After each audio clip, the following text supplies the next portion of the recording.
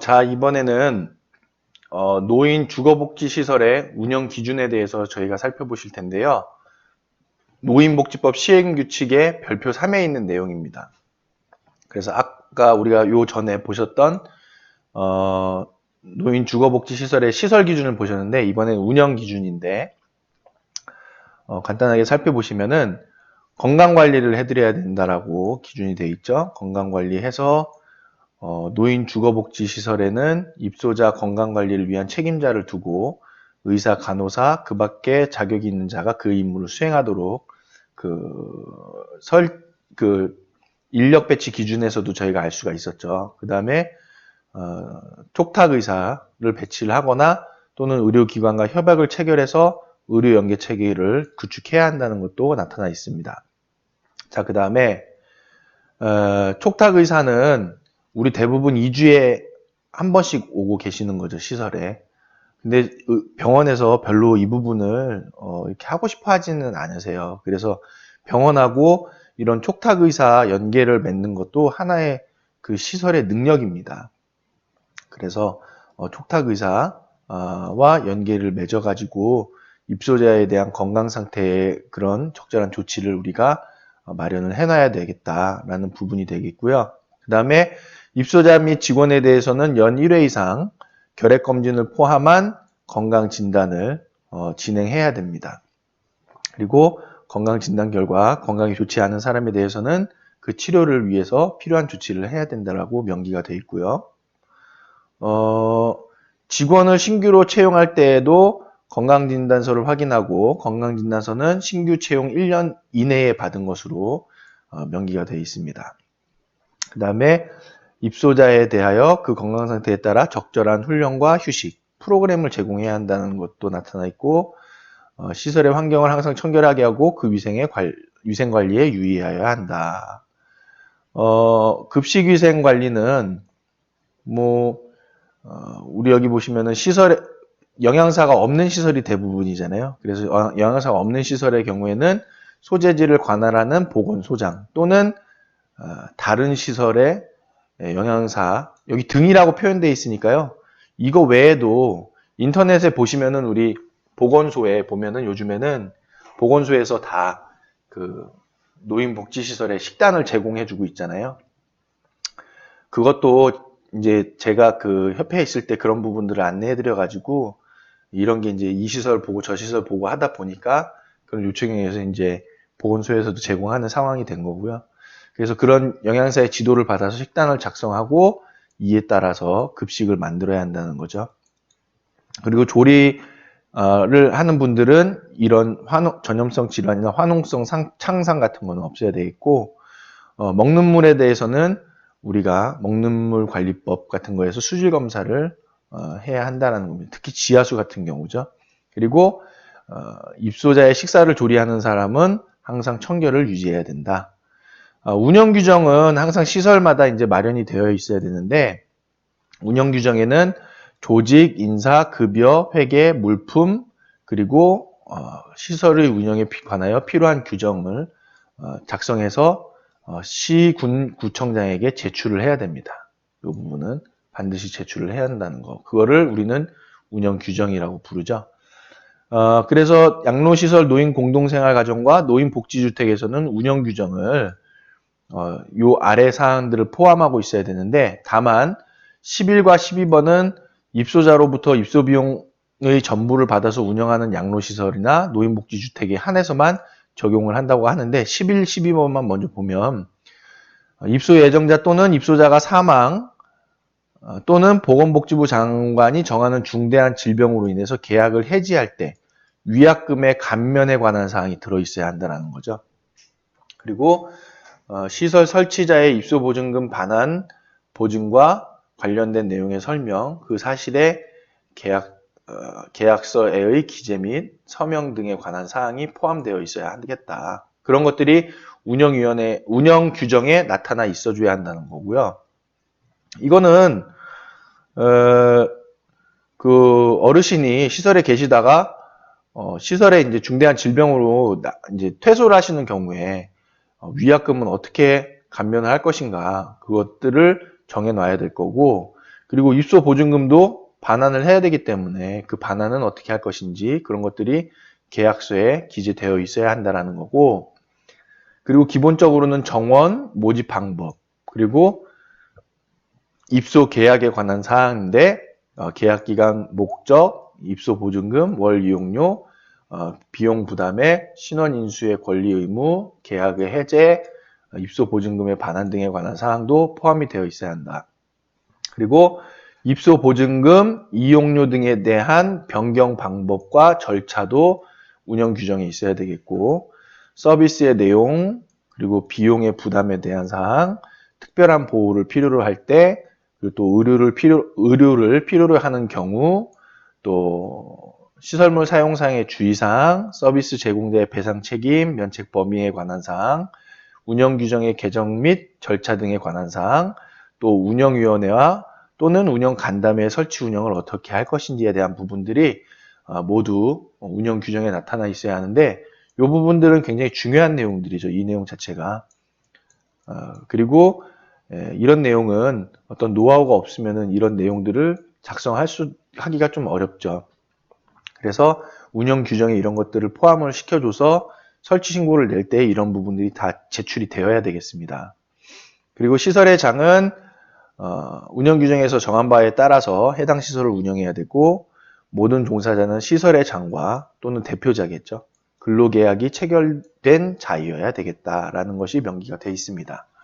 보증금의 수납 및 반환에 대해서도 양로시설 및 노인 공동생활 가정을 설치한 자가 보증금을 수납하는 때에는 월 입소 비용의 1년분 이내에서 받아라 라고 아예 법에 되어 있네요. 다만 입소자로부터 입소 비용의 전부를 수납해서 운영하는 시설은 알아서 받으세요 라고 되어 있는 겁니다. 노인 주거복지시설을 설치한 자는 입소자가 퇴소하는 때에는 지체 없이 수납한 보증금을 입소자 또는 입소자를 대신하여 입소계약을 체결한 배우자 또는 부양 의무자에게 당연히 반납해야 되겠죠. 회계에 대한 부분은 도 명기가 되어 있다. 그리고 장부는 보시는 것처럼 이러한 내용들의 장부를 비치를 해야 된다는 것이고요. 뭐 특별히 어려운 부분의 내용들은 없으니까 이런 뭐 연계 의료시설과의 제휴계약서도 다 있는 거고요.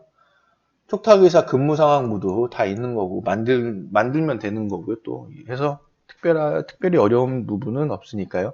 이런 장부들도 비치를 해야 된다는 것만 이해를 하고 계시면 되겠고, 시설에서의 기거자가 필요한데 복지주택은 제외하지만 시설의 장은 입소자의 침실 또는 침실이 있는 건물마다 요양보호사, 그 밖의 직원 중 한 명을 입소자와 함께 기거하도록 조치해야 된다는 규정이 있죠.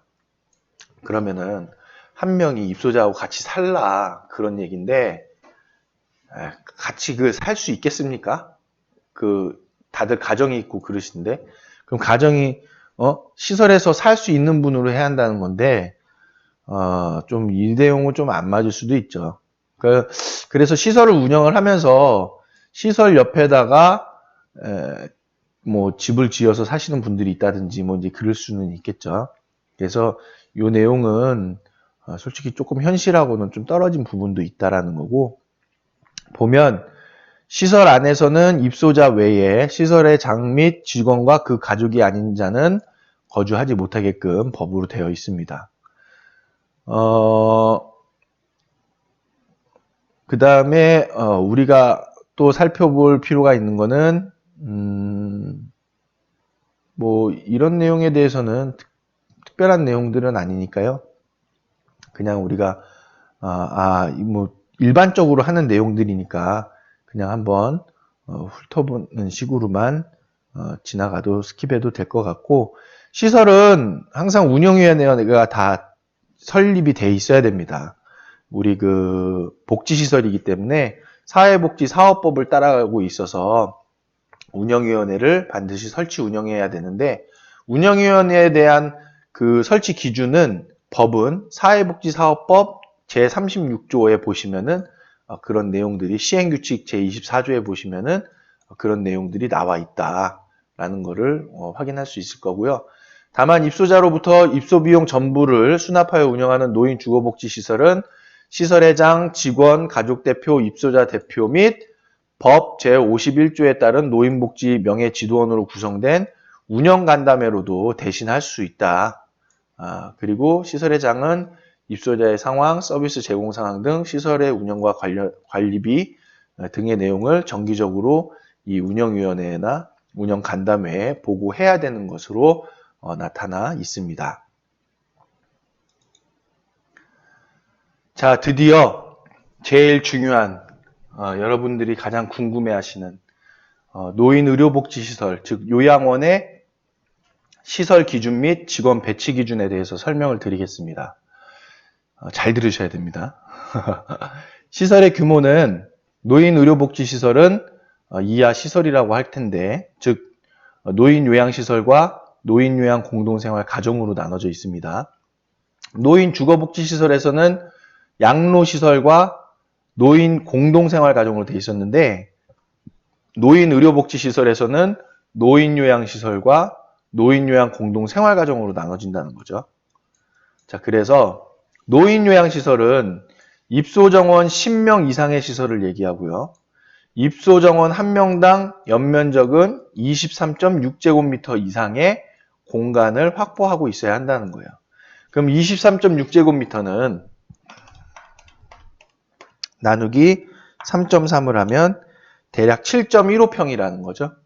그리고 노인요양시설 안에 치매전담실을 두는 경우에는 치매전담실 1실당, 이게 노인요양시설이 이렇게 있으면은 요 안에다가 치매전담실을 이렇게 둔다는 거죠. 이 부분을. 이랬을 때에는 1실당 정원을 16명 이하로 해야 한다라고 명기가 되어 있습니다. 그러니까 즉 여기 안에가 정원은 16명이라는 거죠.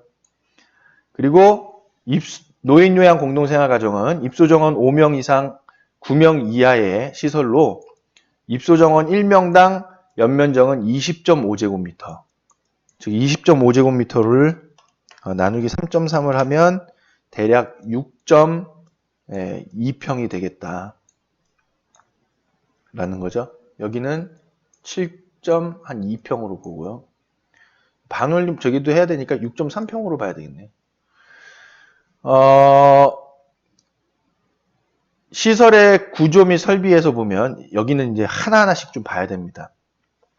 시설의 구조 및 설비는 1조 채광 환기 등 입소자의 보건위생과 재해 방지 등을 충분히 고려하여져야 된다는 거고, 복도, 화장실, 침실 등 입소자가 통상 이용하는 설비는 휠체어 등이 이동 가능한 공간을 확보해야 되고, 문턱 제거, 그 다음 손잡이 시설을 부착해야 되고, 바닥 미끄럼 방지가 되어야 되겠다 등 노인의 활동에 편리한 구조를 갖추고 있어야 된다. 미끄럼 방지가 이제 잘 돼 있어야 되겠죠. 바닥이 너무 미끄러우면 안 된다. 근데 뭐 바닥에다 기름칠 안 해놓은 이상은 그렇게 미끄럽진 않거든요. 근데 와서 시설에 있는 장판 보고 장판 발로 이렇게 해보고 이거 미끄러우니까 장판 바꾸세요 하면 그 말이 됩니까? 그거 언제 다 바꿉니까? 그 많은 거를. 그리고 비용은 어떻게 합니까? 그 와서 말 한마디 하는 게 엄청 큰 거거든요. 근데 미끄럼 방지에 그러면 여기다가 미끄럼 방지는 뭘로 문질러 봤을 때 뭐 마찰 어느 정도 된다는 수치를 적어두든지 그런 내용이 전혀 없거든요. 그러다 보니까 이런 것들이 하나의 분쟁 소지가 되고 있죠. 그럼 손잡이 시설은 어디까지 붙여야 되냐? 물론 평가에서는 어디 부착하세요라고 했지만은 노인복지법에서는 어디 부착하라 뭐 그런 내용까지는 아니잖아요. 문턱 제거에 대한 부분도 뭐 여기 센치가 나와 있는 건 아니잖아요. 지금 현재. 네, 그렇다라는 거고, 물론 그러나 노인이 이용하는 시설에서는 이런 부분들이 다 마련되어 있어야 한다는 거죠. 그래서 너무 이용하기에 전혀 이건 맞지 않는 거다. 그런 시설에 대해서는 과감하게 거부할 수는 있어야 되겠지만 너무 그 잣대를 이상 수준으로 되면은 그거는 좀 불합리한 것도 있다라는 겁니다. 세 번째로 보시면 화재 예방, 소방시설 설치, 유지 및 안전관리에 관한 법률에 따라서 소화용 기구를 비치하고 비상구를 설치해야 됩니다. 다만 입소자 10명 미만의 시설의 경우에는, 즉 노인 요양 공동생활 가정이죠. 10명 미만의 시설의 경우에는 소화용 기구를 갖추는 등 시설의 실정에 맞게 비상제에 대비를 해야 하는데, 지금은 노인 요양 공동생활 가정도 소화용 기구 간단한 게 아니라 저희 스프링클러, 간이 스프링클러가 다 설치가 돼 있고, 그 자동 화재 속보 설비, 자동 화재 탐지 설비가 다 설치가 돼서 그 소방 필증이 나와야만 이 시설을 설치할 수 있는 자격이 되는 것이죠. 그 다음에 프로그램을 해야 한다는 그런 내용이고요. 이 부분은. 그 다음에 우리는이 아니죠. 노인 의료복지시설은 마찬가지로 노인 주거복지시설과 마찬가지로 재가노인복지시설을 병설해서 운영할 수 있다는 것입니다. 그래서 방문요양, 방문간호, 방문목욕, 주야간보호, 단기보호까지 시설회장은 시설의 개방성을 높여 지역사회와의 교류를 증진하고 입소자가 외부 사회와의 단절감을 느끼지 않도록 재가노인복지시설을 병설해서 운영할 수 있다는 것입니다. 시설 설치에 관한 특례가 있는데, 시설 설치자는 시설을 설치할 토지 및 건물의 소유권을 확보해야 됩니다. 사용권이 아니고 소유권이죠, 여기서는. 소유권. 시설 설치 목적 외에 목적에 따른 저당권이나 그 밖의 시설로서의 이용을 제한할 우려가 있는 권리는 해당 토지 및 건물에 설정해서는 안 됩니다. 다만 시설의 설치 목적에 따른 저당권을 설정하는 경우에는 저당권의 피담보 채권액과 입소보증금의 합이 건설 원가의 80% 이하여야 한다는데, 입소보증금은 안 받으니까, 그리고 저당권의 피담보권 채액과 입소보증금의 합인데, 결국에는 건설 원가의 80% 정도를 보고 있는 거지만 요 80%까지 가서도 안 되겠다. 1금융권에서 제가 아까 전에도 설명을 했지만은 건설 원가의 50% 정도 선이 적당할 것으로 보입니다. 50%도 좀 50% 넘었나요? 한 60% 정도? 어쨌든 대출이 많으면은 부담으로 다가오는 거거든요. 시설 운영에. 그래서 대출은 되도록이면 적어야 한다. 그래서 무리해서 시설을 창업하지 않게끔, 설치하지 않게끔 법적으로 이 내용이 정비가 되어야 되는데 정비할 수 없는 상황이죠. 왜냐하면 이미 다 그렇게 시설을 설치를 했는데 지금 설치하는 분부터 바꿔라 하면은 형평성에 대한 문제도 있고, 그리고 또 시설을 계속 설치가 되어야 많이 계속 발생하는 등급자 어르신들을 모실 수 있고 한데, 이런 부분이 제재가 되면 시설 설치도 하기가 어려워지기 때문에 이 부분을 수정하기가 좀 어려운 현실이다라는 것을 우리는 알 수 있습니다. 가목에도 불구하고 노인요양 공동생활가정, 입소자로부터 입소비용의 전부를 수납하여 운영하는 노인요양시설 및 보건복지부 장관이 지정하여 고시하는 지역에 입소자 30명 미만의 노인요양시설을 설치하는 경우에는 다음 1부터 4까지의 규정에 따른 요건을 모두 갖춘 경우에만 타인 소유의 토지 및 건물을 사용할 시설을 설치할 수 있는데, 내용을 보면 계약 당사자가 법인일 것으로 돼 있죠. 근데 노인요양 공동생활 가정을 설치하는 경우는 제외한다라고 했으니까 그래서 노인요양 공동생활 가정만 임대로도 가능한 내용이 여기에 나와 있는 거죠. 그 다음 여기 이 내용이 굉장히 중요한데, 사용하려는 토지 및 건물의 선순위 권리자 및 그 밖의 시설로서의 이용을 제한할 우려가 있는 권리가 설정되어 있으면 안 된다는 것이 여기 명기가 되어 있습니다. 그 다음에 대신에 토지 또는 건물에 대한 등기 등 법적 대항 요건을 갖추라고 되어 있는데, 어쨌든 선순위 권리자가 뒤로 밀려 있으면은 시설을 설치할 수는 없는 상황이 되죠. 특히 이제 노인 요양 공동생활 가정만. 뭐 사용계약서 내용을 저희가 볼 필요가 있나요? 이 자체가 법인으로만 하게끔 되어 있기 때문에 의미가 크게는 없다. 시설을 설치하려는 자는 입소자에 대한 보증금 반환 채무의 이행을 보장하기 위해서라고 되어 있는데 보증금 자체를 뭐 지금 받을 수가 없는 상황인데요. 요양시설이. 왜냐하면 노인 장기요양 보험 제도로 인해서 노인 요양원들이 전부 다 그 공단 부담금을 받아서 운영하고 있기 때문에 보증금을 수령하는 시설이 그렇게 많지는 않다라는 거죠. 그런데 때에 따라서는 등외 어르신이 입소를 하기도 하기 때문에 그분들에 대해서는 보증금을 우리가 받을 때에는 보증금 수납일부터 10일 이내에 다음 각 호의 요건에 적합한 인허가 보증보험에 가입해야 되는데 내용은 여기 보시면 반환 채무 이행 보증과 입소 보증금 합계 100분의 50 이상의 보증 가입 금액이 되어야 되는데 실제로는 이런 어르신들이 시설에는 거의 없다라는 겁니다. 지금은 다 등급을 어떻게 해서든지 받으려고 하는 거죠. 어떻게 해서든지. 결국에는 등급을 받는 쪽으로 유도가 되고 있다. 그래서 우리나라는 등급, 저는 그냥 솔직하게 표현을 한다고 하면은 장기요양 등급 공화국이다 라고도 할 수 있습니다. 이 내용이. 그래서 문제가 심각한 거죠. 등급을 안 받는 쪽으로 법이 유도가 되어져야 되는데 등급을 받아야 하는 쪽으로 지금 내용이 쭉 가고 있다는 것이죠. 뭐 이런 내용은 뭐 추후적으로 보시고 중요한 부분은 여기 이제 나오죠. 자, 노인요양 공동생활 가정은 9인 이하 시설, 침실과 요 셋 중에 하나. 요 넷 중에 하나네요. 넷 중에 하나. 요 바뀌네요. 자원봉사자실까지 포함이 들어가네요. 그 다음 물리치료실이나 프로그램실 중에 하나. 그 다음 식당 및 조리실이 하나 있어야 되겠고 주방에 되겠죠, 이거는. 그 다음 비상재 대비시설이 하나가 필요한데 대부분 이걸 물어보세요. 이게 뭐냐면은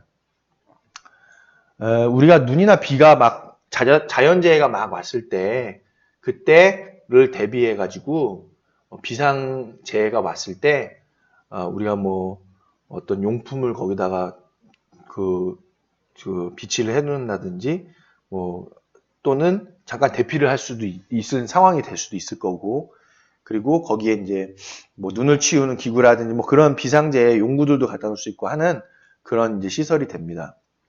그리고 화장실이나 세면장 및 목욕실이나 세탁장 및 세탁물 건조장 셋 중에 하나만 있으면 되는데 결국에는 화장실에서 목욕도 하고 빨래도 해라 그런 의미가 되겠죠. 이런 의미 이렇게 만들면 안 되겠죠. 실제로는 공동생활 가정은 제가 말씀드리는 바로는 요렇게 해야 될 거고 목욕실까지는 아니더라도 화장실에서 좀 샤워할 수 있는 그런 부분들로 다 마련이 되어야 되는 것이고 사무실 정도도 있어야 됩니다. 실은. 그리고 요양보호사 선생님들이 어디 계실 데가 없죠. 그래서 요양보호사실도 솔직히 하나 있어야 되는데 그런 부분을 마련하기 어렵다라고 하니까 저는 요양보호사실을 그래도 하나 있어야 한다고 보죠.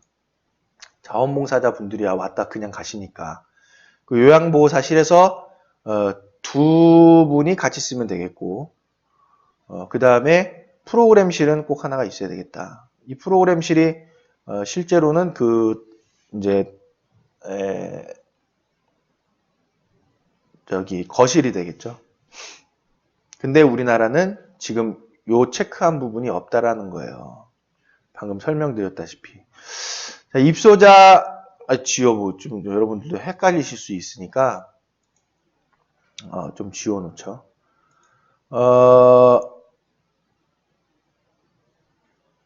어딨죠? 저기가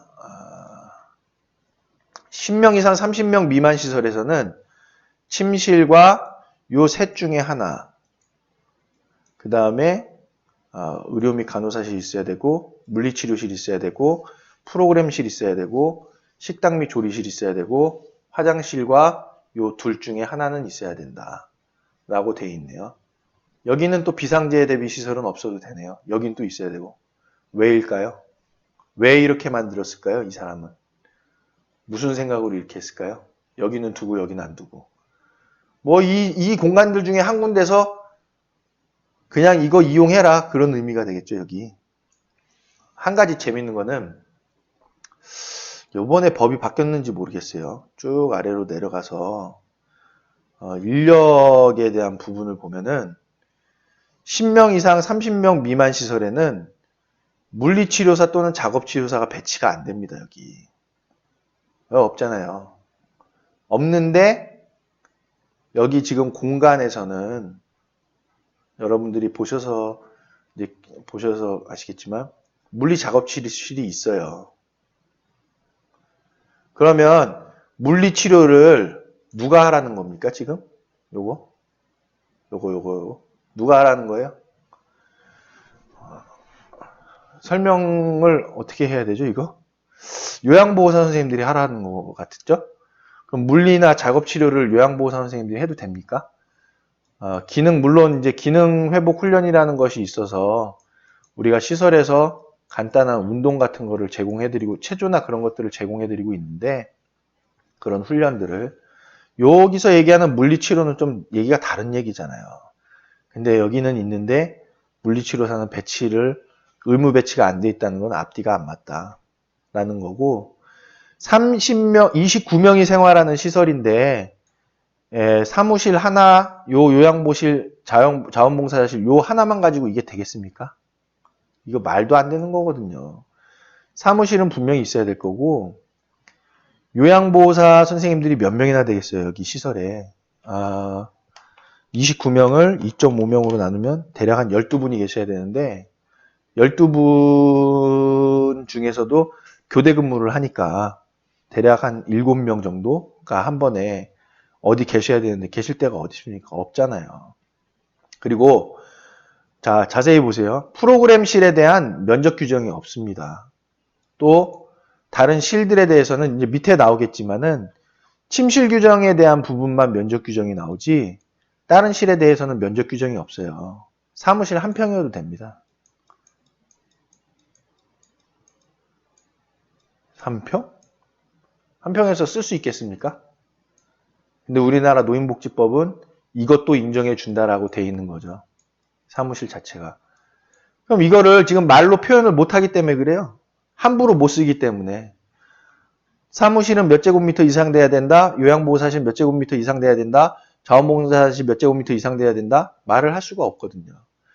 200인 시설 있다고 쳐도 1000명 시설 있다고 쳐도 사무실 한 평이면 될 수도 있는 법이 이 법입니다.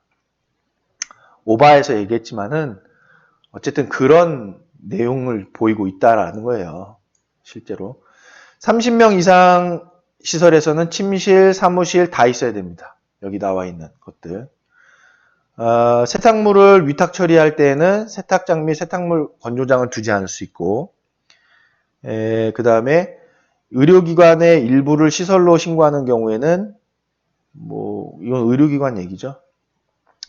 물리치료실이나 이런 것들을 공동으로 쓸 수 있다.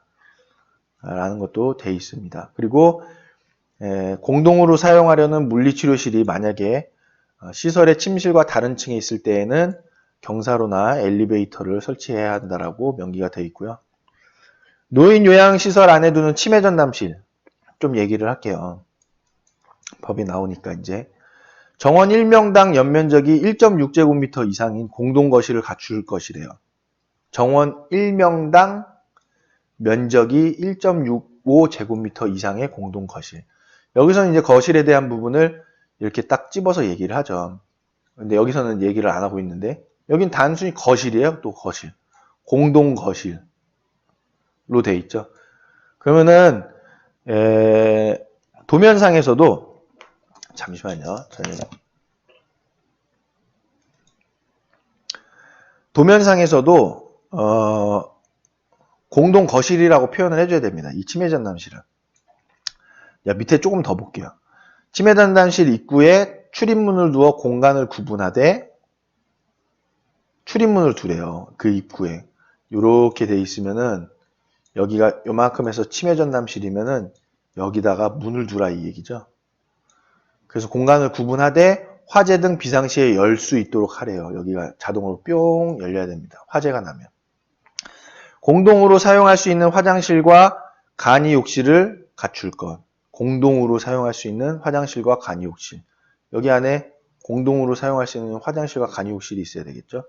다만 침실마다 화장실과 간이욕실이 있는 경우에는 당연한 거죠.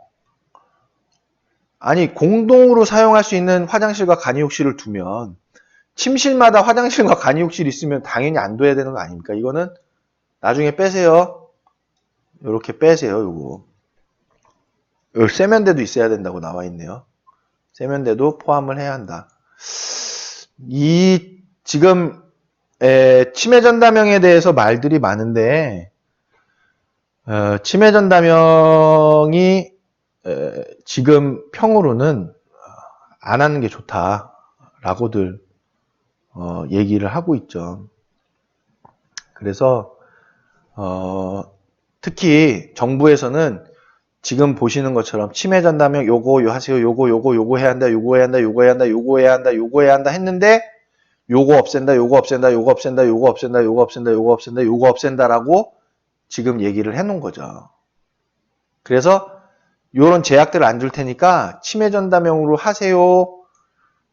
지금 하고 계신 시설들도 치매 전담형 설치하세요. 라고 지금 권장하고 있습니다. 그러면 생각해 보세요.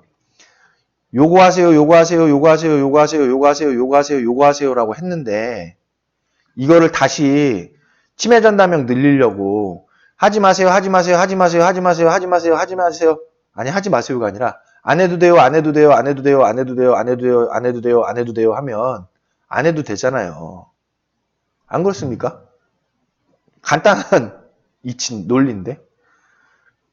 그래서 지금 여기 보시면 이런 내용들이 지금 다 좀 변경되고 있는 상황이에요. 안 해도 된다, 안 해도 된다 이런 식으로. 그래서 치매 전담형을 자꾸 늘리려고 하는 건데 치매 전담형에 대한 그 부정적인 시각들이 좀 많이 있어요. 그런 문제들이 있다라는 거. 이 치매 전담형에 대해서 부정적인 시각을 갖고 계신 분들은 이 치매만 갖고 계신 분들을 몰아놨다라는 부분도 좋지 못하다는 거고 치매 어르신들 중에서는 치매 양상들이 다 다른데 굳이 이분들만 따로 모아놓으면 부정적이다라는 것도 있고 이 안에 상황이 위험해질 수도 있다라는 의견도 갖고 있고 여러 가지 의견들에서 부정적인 시각들을 제시하고 있죠. 근데 이런 것들보다도 저는 제 입장에서는 인권적인 부분으로 좀 접근하고 싶어요.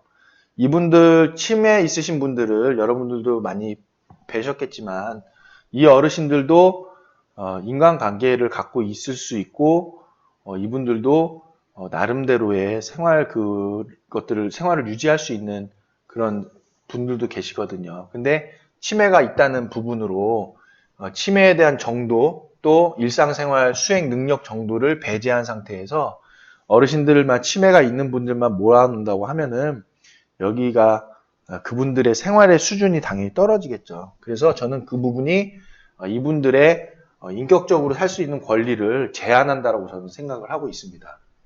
그리고 정부에서 이렇게 하세요, 하세요, 하세요, 하세요, 하세요, 하세요, 하세요, 하세요. 안 해도 돼요, 안 해도 돼요, 안 해도 돼요, 안 해도 돼요. 요 방식을 저는 별로 좋아하지는 않아요. 여기서 신뢰가 깨졌습니다, 저는.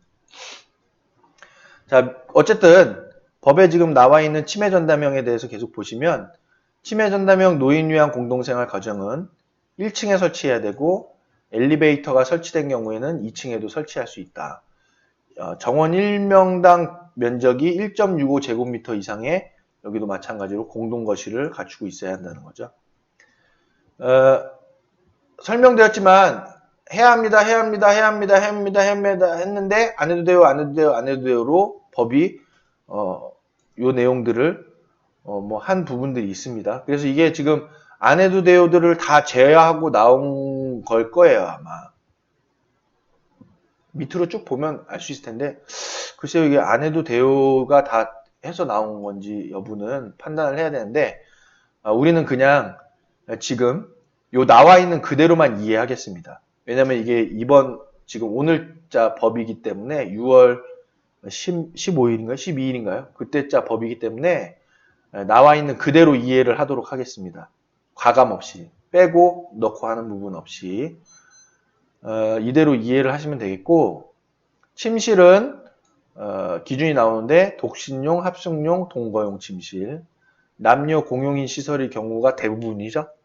그때는 합숙용 침실을 남실과 여실로 각각 구분해야 한다. 부분은 어떻게 하죠? 부분은 밑에 한번 보실까요? 입소자 1명당 침실 면적은 6제곱미터 이상. 그러면 2평이네요. 2평. 요만한데 2평에 어르신 보고 살라고 하는 건가요? 침실 면적이 2평밖에 안 돼요, 지금. 누구 집이 2평인가요? 침대에만 누워 계신다라고 상상을 해가지고 2평으로 해놨나 봐요. 참 문제죠.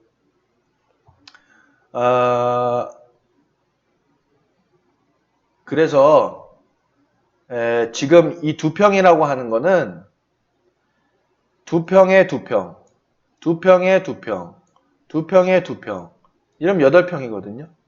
그럼 이 8평 안에는 어르신 4명이 살 수 있다라고 보는 거예요. 어르신 4분이.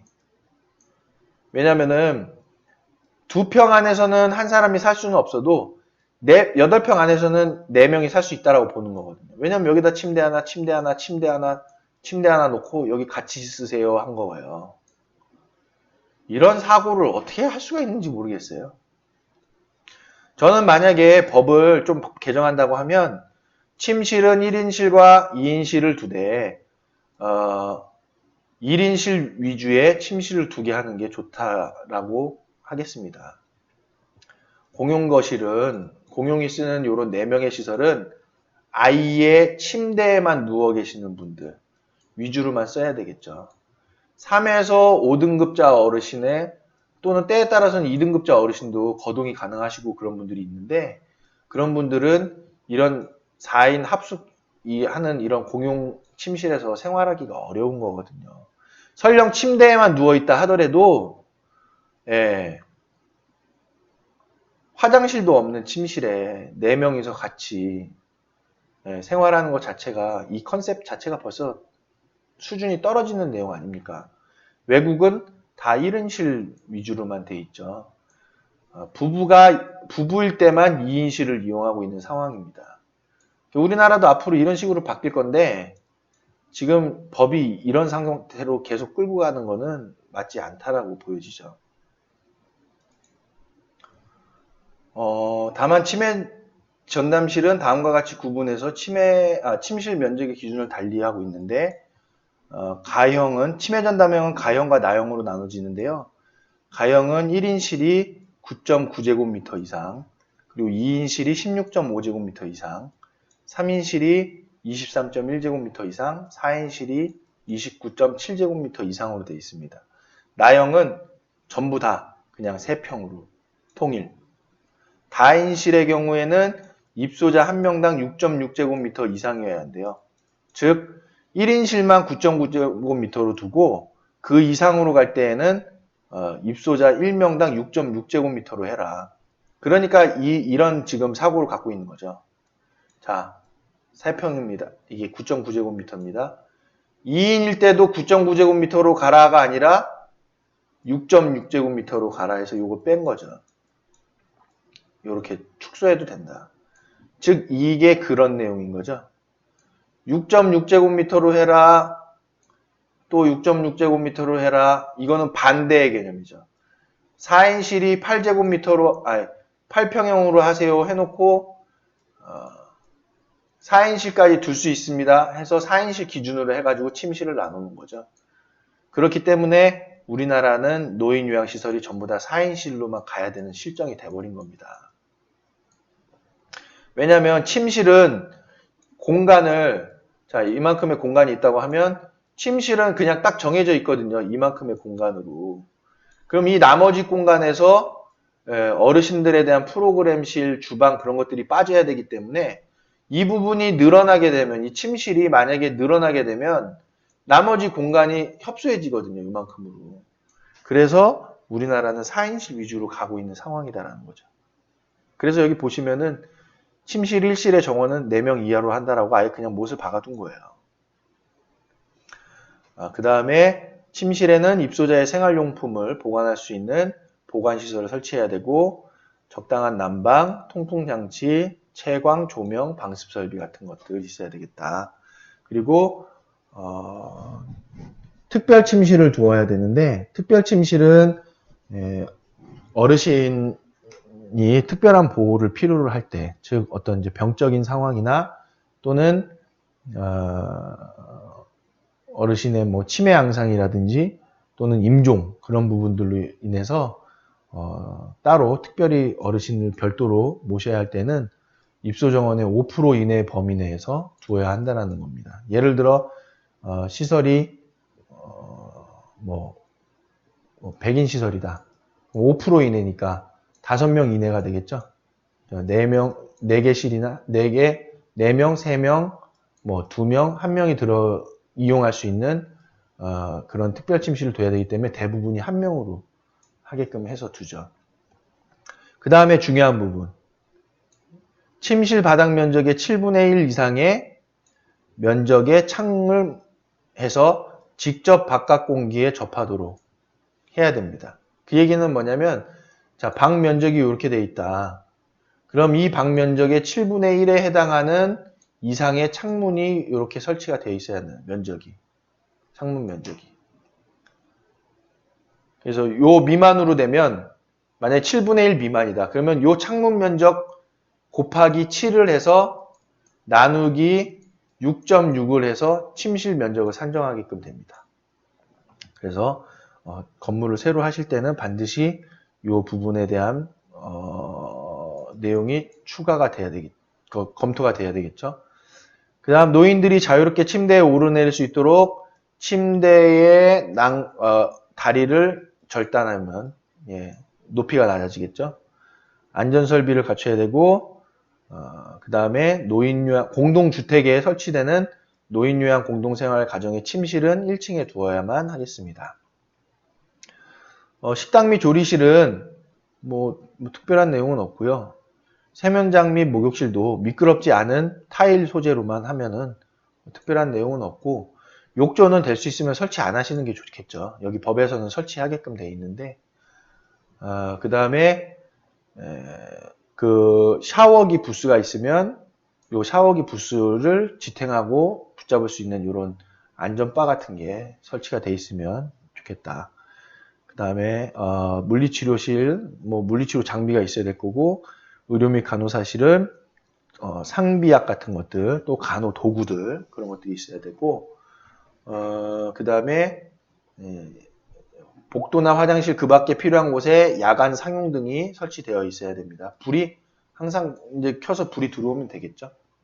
그리고 출입문에는 그 잠금 장치를 꼭 설치를 하는 거죠. 특히 계단 출입구에 출입문을 설치를 하고 그 출입문에 잠금 장치를 해서 안전사고를 예방하고, 화재나 비상시에 자동으로 열릴 수 있는 자동 개폐 장치가 설치가 되어 있어야 됩니다. 바닥재는 부드럽고 미끄럽지 않은 소재로 하고요. 주방은 화재 위험이 있기 때문에 치매 노인이 임의로 출입할 수 없도록 잠금 장치가 되어 있어야 됩니다. 이런 부분들이 안 돼 있으면 설치 신고가 안 되는 거죠, 이제 앞으로. 그 다음에 실종을 예방할 수 있도록 주출입구에 잠금 장치가 꼭 되어 있어야 되고, 화재나 비상시에 자동으로 열릴 수 있어야 되겠습니다. 그 다음에 또 중요한 부분이 하나가, 침실이 2층 이상에 있을 때에는 경사로를 설치해야 되고, 경사로 대신에 승객용 엘리베이터를 설치해서 경사로를 대체할 수 있다라는 부분이 나와 있죠. 직원의 기준을 보시면은 시설장은 사회복지사 자격증 소지자나 의료법에 따른 의료인이면 되고, 사회복지사는 이렇게 돼 있고, 물리치료사는 다 아시죠? 그래서 자, 30명 이상인데, 우리 그 어떤 이제 정보를, 그러니까 오정보들이 많아가지고요. 자, 50명 이상 시설에 사회복지사 1급이 꼭 있어야 한다라고 말씀을 하시는 분들이 있었는데, 그렇지는 않다. 50명 이상 시설도 지금 여기서 보시면 50명 이상 시설에는 사회복지사 1급을 배치해라 라는 내용이 없기 때문에요. 50명 이상 시설에서도 그냥 사회복지사 2급으로도 가능한 내용이다. 먼저 공동생활 가정은 위에서부터 보실까요? 30명 이상 시설에서는 시설장 1명, 그 다음에 사무국장은 50명 이상일 때 1명이 있어야 되고, 사회복지사는 100명 초과할 때마다 1명, 그 다음에 의사는 촉탁의사가 1명이기 때문에 이거는 뭐 협약으로 하는 거니까요. 특별히 뭐 비용 발생은 되는 게 아니고, 인건비가 발생하는 부분은 아니고, 또 간호조무사가 25명당 1명. 간호사로 하면은 물론 간호조무사보다도 임금 차이가 크기 때문에 간호조무사를 배치를 하면 공단부담금에서 가산이 돼서 들어오죠. 그래서 그런데 그 채용하기도 어렵고 시설에 있으려고 하는 간호사들도 별로 없어서 대부분이 간호조무사가 있는 상황이죠.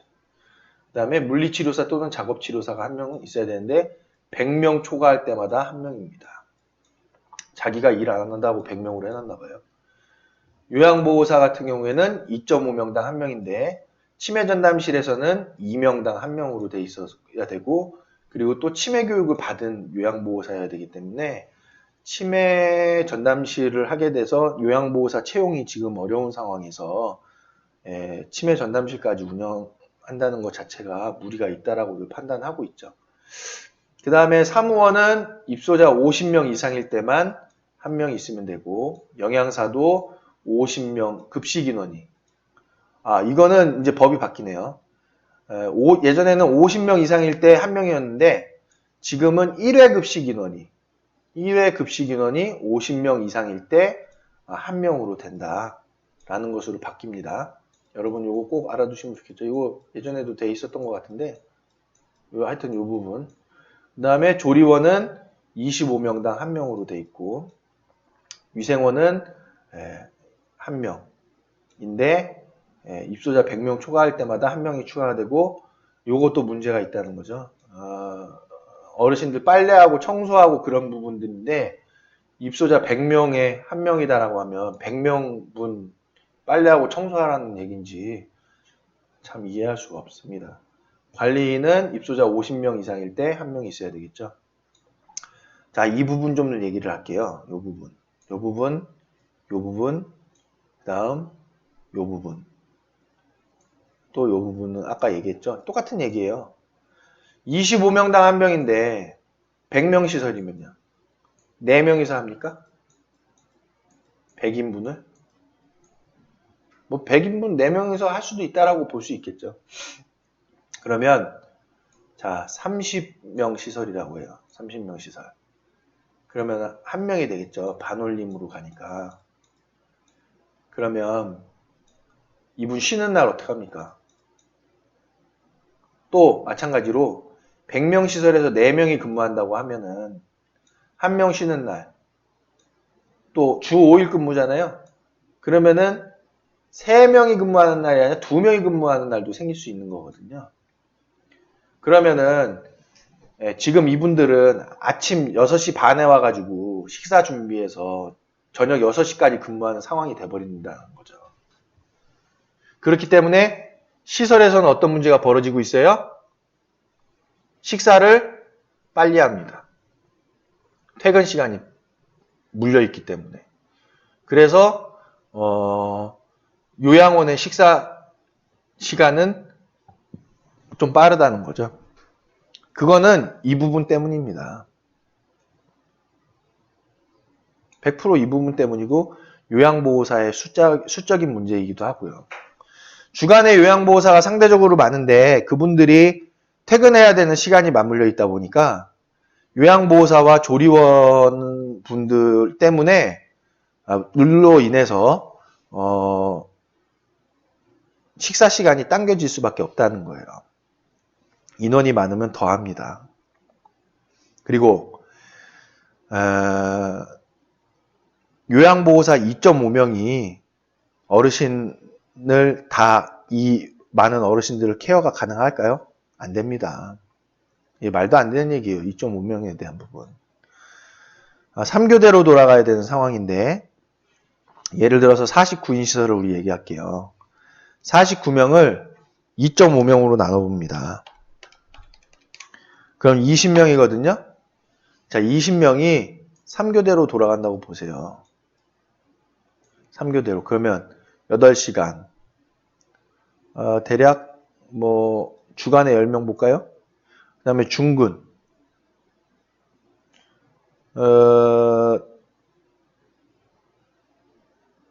중근. 여기 중근이죠. 이렇게 볼까요? 0시부터 다음날, 여기 오전 8시부터 다음날 오전 8시까지.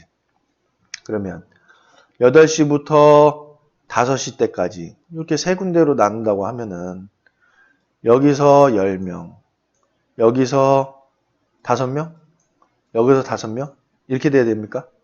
그러면은 8시부터 이분들이 9시간 정도 근무한다고 하니까 그러면 대략 5시 정도 될 거 아니에요? 5시도 안 될 수도 있겠죠? 4시? 3시? 8시, 9시간이라고 하면은 17시가 되니까 5시 정도 되겠네요. 아니죠? 9시간, 17시 맞네요. 5시 정도 되겠네. 근데 5시까지 안 두고 일찍 퇴근시키죠. 한 4시 정도 때. 근데 5시까지 있어야 되는 상황인데 그럼 요때에는 10분이 또 쉬는 분도 있을 거 아니에요? 그러면 8분이다. 만약에 8명이서 49명 다 봐야 되는 거죠. 그러면은 6, 8에 48. 한 사람당 6명씩. 여기서 5명은요. 말도 안 되는 거죠. 여기서 5명이 49명을 봐야 한다는 것 자체가. 야간은요? 야간 5명에서 49명 다 봐야 되는데 이게 되겠습니까? 법을 만든 사람 책임이에요, 이거. 지금 이 5명이 49명 다 봐야 되는 상황이면 우리 그러지 말고 균등으로 하겠습니다. 균등으로. 20명이니까 7명씩. 7명씩. 77에 49잖아요. 7명에서 49명 보는 것도 솔직히 말이 안 되는 거거든요. 그러면 자, 시설에 화재가 났습니다. 예를 들어 야간에 그것도.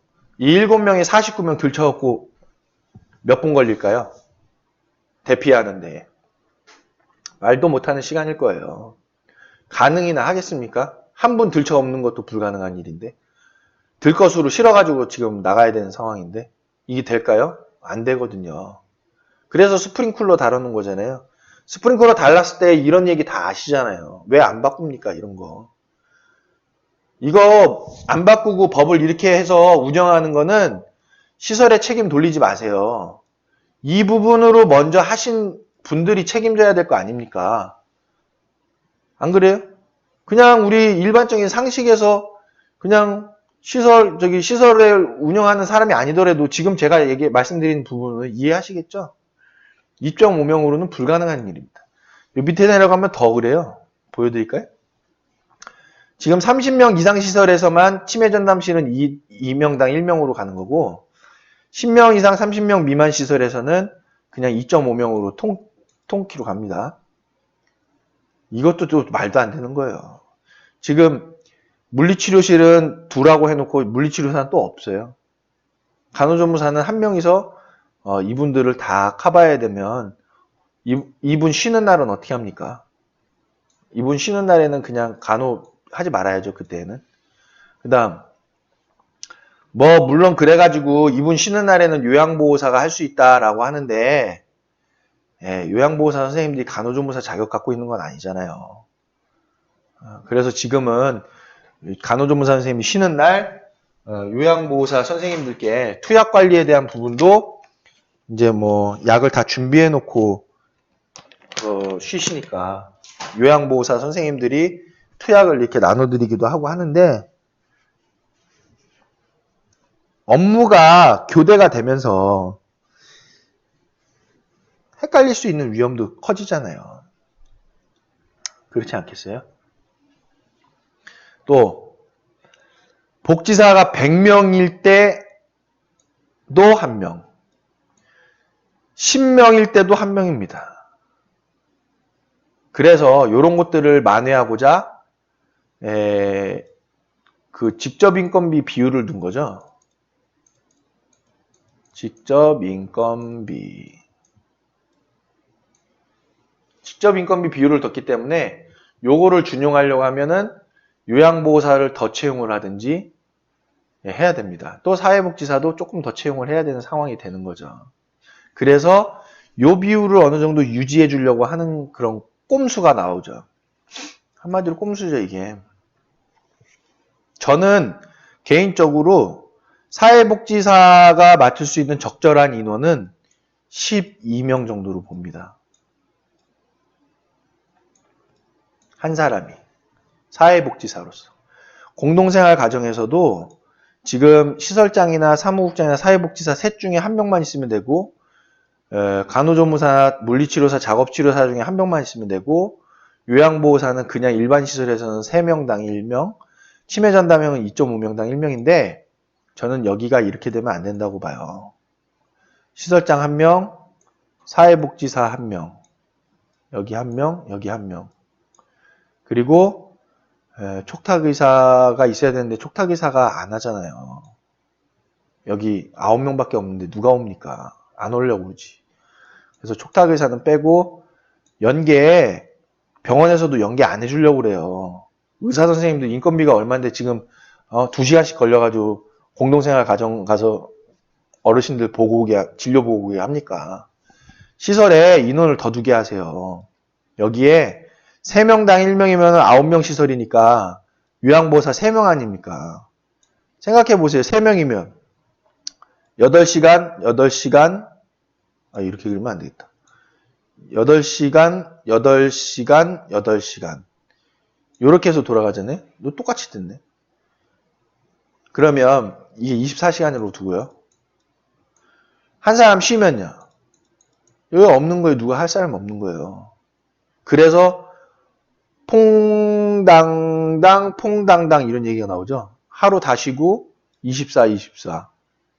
뭐 이런 식의 지금 얘기들이 운영들을 하고 있는데 이게 말이 되는 얘기입니까?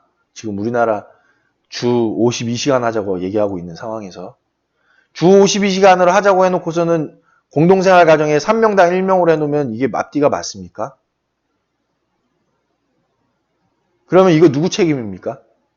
책임 소재를 확실하게 선을 긋고 가야 돼요, 여기서. 뭐, 한겨레 신문에서 그 신문 기자가, 시설에 요양보호사 자격을 따라서 들어가서 봤다고 하잖아요.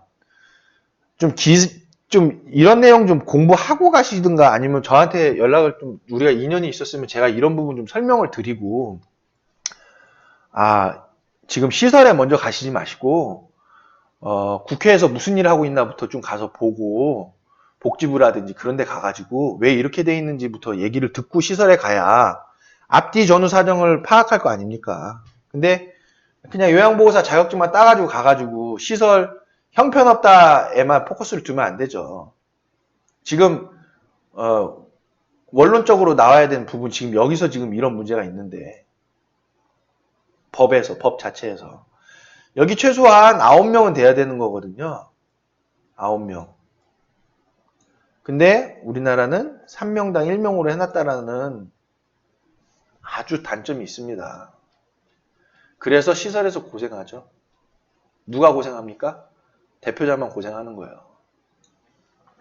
그렇지 않은 시설들에서는 편하게 합니다. 요양보호사 1명이 24시간 근무, 2명 쉬고, 요양보호사 1명이 24시간 근무, 2명 쉬고. 방법이 그것밖에 없거든요. 그리고 요양보호사가 어르신도 모시면서 조리원도 배치가 안 돼 있기 때문에 밥도 하고 청소도 하고 빨래도 하고 어르신들과 놀아도 드리고 이렇게 해놓고서 요양보호사 처우 개선해야 한다고 도대체 누가 만들어 놓은 거고 누굴 비판해야 되는 상황입니까 지금? 하여튼 여러분들께 이런 내용을 너무 깊게 말씀드리게 돼가지고 좀 안타깝고요. 비고를 보시면 의료기관의 일부를 시설로 신고한 경우에 의료기관의 장이 시설장을 겸직할 수 있고요. 사회복지사는 이런 내용들을 해야 되고, 촉탁의사는 뭐 한의사나 치과의사도 포함이 되고, 협약을 체결하면 의료연계 체계를 구축한 경우에는 협약을 체결해서 그때는 촉탁의사를 두지 않을 수도 있다라고 명기가 되어 있으니까 이 부분이 되는 거죠. 협약을 맺어놓으면 이 부분은 안 해도 된다. 이 내용을 말하고 있는 것 같습니다. 그 외에는 이 부분 노인요양시설 내 치매전담실과 치매전담형 노인요양 공동생활 가정의 경우에는 치매전담형이다 이거죠. 그때는 자격을 갖춘 보건복지부 장관이 정하여 고시하는 자격을 갖춘 프로그램 관리자를 두어야 하는 것으로 명기가 되어 있습니다. 그리고 프로그램 관리자와 요양보호사와 시설장은 치매 전담형일 때에는 치매 전문 교육을 반드시 이수를 해야 된다라는 부분으로 법에 나와 있습니다. 이게 이제 제일 중요한 노인의료복지법에 대한 그 내용이기 때문에 이 부분 지금 설명드린 거 다 이제 이해를 하시면은 이 동영상을 통해서 이해를 하시면은 이제 노인 요양시설을 좀 알아가는 그 첫 단계를 건너셨다라고 할 수도 있을 것 같습니다. 자, 그러면 이어서 계속 별표 서식을 한번 보실까요? 노인 의료복지시설의 운영 기준인데요. 보시면 건강관리를 해야 한다. 그래서 입소자 건강관리를 위한 책임자를 두고, 책임자는 뭐 시설의 장이 해야 되겠죠. 아니면 뭐 간호파트, 그리고 의사, 간호사, 기타 자격이 있는 자가 그 임무를 수행해야 된다라는 거죠.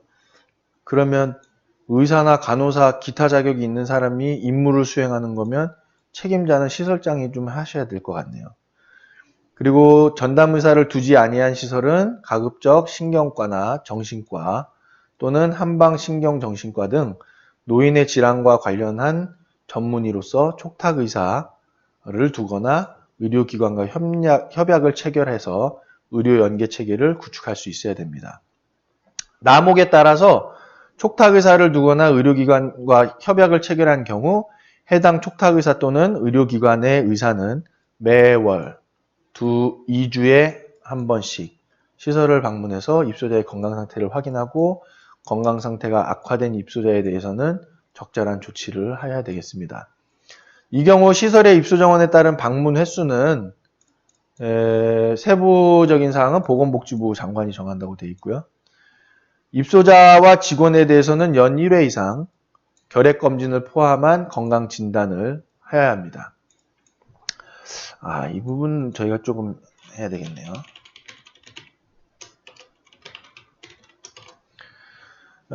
매월 입소자의 구강 건강 상태를 확인해야 되고, 매월 입소자의 구강 건강 상태를 확인해야 되고, 그 결과 건강이 좋지 않은 사람에 대해서는 그 치료를 위해서 필요한 조치를 해야 한다라는 부분이 나와 있습니다. 그러면 시설에는 구강 건강 상태 확인에 대한 그런 활동이 분명히 있어야 되겠죠. 신규 직원을 채용할 때에는 건강진단서를 꼭 확인해야 되고, 건강진단은 신규 채용 전 1년 이내에 받은 것이어야 됩니다. 입소자에 대해서는 적절한 훈련과 휴식을 취하도록 해드려야 될 거고, 청결과 위생관리 필요합니다. 시설의 장은 요 중요한 건데, 입소자가 필요한 영양을 섭취할 수 있도록 영양사가 작성한 식단에 따라 급식을 행해야 됩니다. 무조건 영양사가 작성해야 됩니다. 다만 영양사가 없는 시설의 경우에는 소재지를 관할하는 보건소장 또는 다른 시설 등 영양사 지도를 받아서 식단을 작성하고 이에 따라 급식해야 한다. 인터넷에 나와 있는 그 보건소 그 식단을 이용해서 할 수도 있는 내용이죠. 입소자의 이런 전염성 질환이 있는 분은 입소자 식사를 조리해서는 안 되고 먹는 문 관리법에 따라서 수질 검사를 받아야 되고 그 다음에 운영 규정을 마련해야 한다. 운영 규정에는 조직, 인사, 급여, 회계, 물품에 대한 부분들이 운영 규정 안에 돼 있어서 이 부분을 시군구청장에게 제출을 해야 합니다. 제출할 게 많은데 어떻게 그 시군구청에는 이 노인복지시설 담당하시는 분이 이 정도 제출 받아서 검토하고 하려고 하면은 한 20명은 있어야 되지 않을까요? 근데 정작 가면은 한 3분 계시는 것 같죠?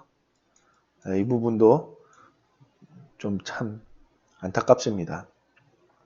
시설의 운영 규정에는 입소 정원 및 모집 방법 등이 들어가야 되고 입소 계약에 대한 사항이 명기가 돼야 되고 계약은 이런 내용들 신원 인수인의 권리 의무 또 반환 이런 내용들 포함이 돼야 되고 입소 보증금 이용료 등 비용에 대한 변경 방법과 절차가 안내가 돼야 됩니다. 그리고 서비스의 내용과 그 비용의 부담에 관한 사항도 있어야 되고 특별한 보호를 필요로 하는 경우에는 그 서비스 기준과 비용에 관한 사항도 명기가 돼야 합니다. 의료를 필요로 하는 경우에는 그 구체적인 절차가 들어가야 되고 시설물 사용상의 주의사항과 서비스 제공상의 배상 책임, 면책 범위에 관한 사항, 그리고 운영 규정의 개정 방법과 절차, 그리고 운영위원회 설치 운영에 관한 사항들이 모두 들어있어야지 설치 신고가 가능합니다. 그리고 시설의 장은 운영 규정을 정해놨으면 그 운영 규정이 정한 바에 따라서 그 시설을 운영하셔야만 합니다. 보증금의 수납 및 반환이 있는데 지금은 노인장기요양보험법에 따라서 운영을 하고 있으니까 보증금을 받지 않고 있죠. 그런데 그 외의 분들은 보증금을 수납하기도 하고 있기 때문에 보증금을 수납하는 때에는 월 입소 비용 중 이용자 본인이 부담하여야 할 금액의 1년분 이내에서 이를 수납할 수도 있습니다. 다만 입소자로부터 입소 비용의 전부를 수납하여 운영하는 시설의 경우에는 1년분이 아니라 더 받을 수도 있다라고 지금 제외한다라고 이렇게 해놓은 거죠. 그래서 입소자가 퇴소하는 때에는 수납한 보증금을 지체 없이 입소계약을 체결한 배우자 또는 부양 의무자에게 반환하여야 되겠죠. 회계는 별도로 회계법이 있기 때문에 사회복지 재무회계 규칙을 따라야 됩니다. 그리고 장부는 이런 장부들이 쭉 있어야 되겠죠. 이런 장부들. 이런 입소자 관리 카드 같은 경우에는 다 W포시라는 시스템이 있어서 관리를 하고 있고 그리고 이런 내용들도 다 W포시 안에 있기 때문에요. 전산으로 관리할 수 있다라고 보시면 되겠고 이런 제휴계약서는 따로 서식이 있고 촉탁의사 근무 상황부도 별도로 있습니다. 요양시설에는 입소자의 침실 또는 침실이 있는 건물마다 요양보호사 기타 직원 중 1인을 입소자와 함께 기거하도록 조치해야 한다고 돼 있죠. 그러면 한 분이 이 시설에서 기거를 하셔야 됩니다. 다만 시설의 장 및 직원과 그 가족이 아닌 자는 거주할 수가 없다라고 나와 있죠. 다양한 프로그램을 실시를 해야 되고요. 그리고 뭐 특별한 내용은 없을 것 같습니다. 입소자의 의사를 최대한 존중하여야 한다라는 부분이 나와 있죠. 그리고 여기 보시면 시설의 장은 시설의 종사자, 사무원, 조리원, 위생원, 영양사, 관리인을 제외한 나머지 종사자가 치매 및 중풍 환자의 간병 요령 등 치매 환자 보호에 필요한 교육을 받을 수 있도록 조치하세요 라고도 명기가 되어 있습니다.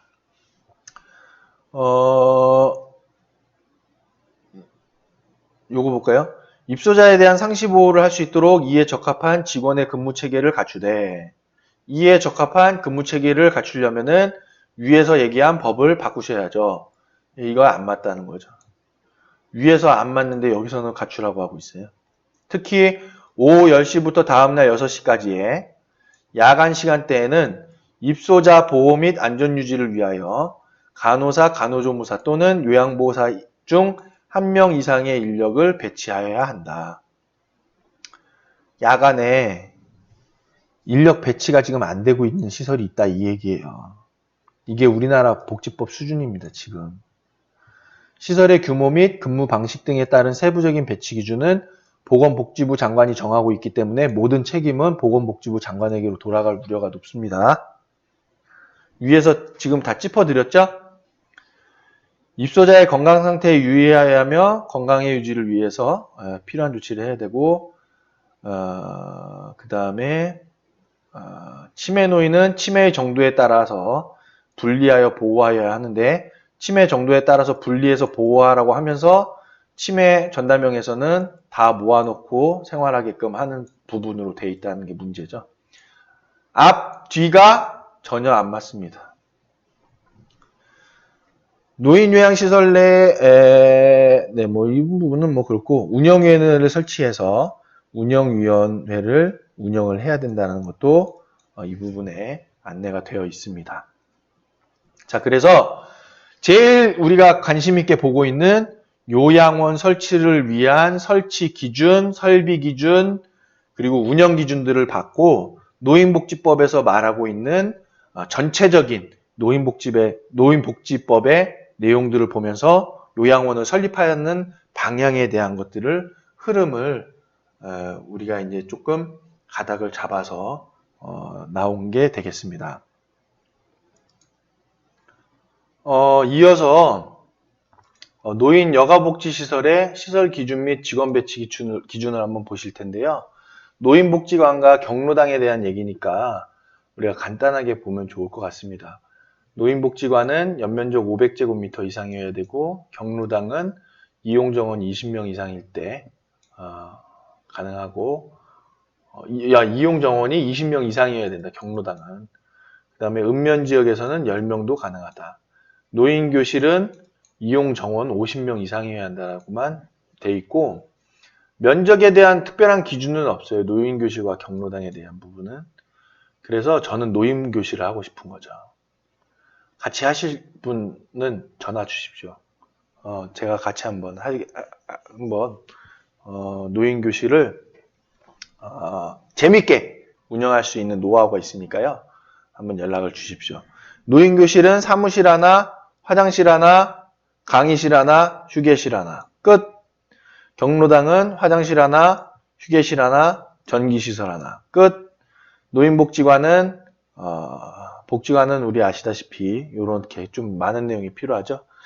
그래서 복지관은 저희가 직접 할 수 있는 내용은 아니고요. 노인교실은 우리가 할 수 있는 범위라서 이런 부분은 알아두시면 좋겠습니다.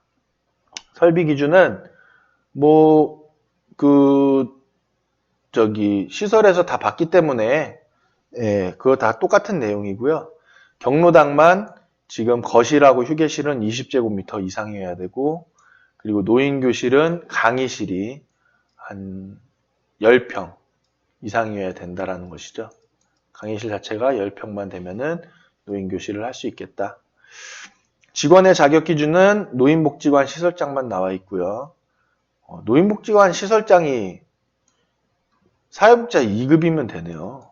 그 다음 노인복지관은 시설장 1명, 사회복지사 2명, 물리치료사 1명, 사무원 1명, 조리원 1명, 관리원 1명 있어야 되고 노인교실에서는 시설장만 있으면 되고 외부 강사만 쭉 하면 되겠다. 제가 한번 해보겠습니다. 이거 자꾸 생각이 드네요. 노인교실로 안 하고 저는 노인학교로 하고 싶어요. 네. 그리고 여기서 이렇게 마무리가 되네요. 노인 여가복지시설의 운영 기준을 같이 보시면요.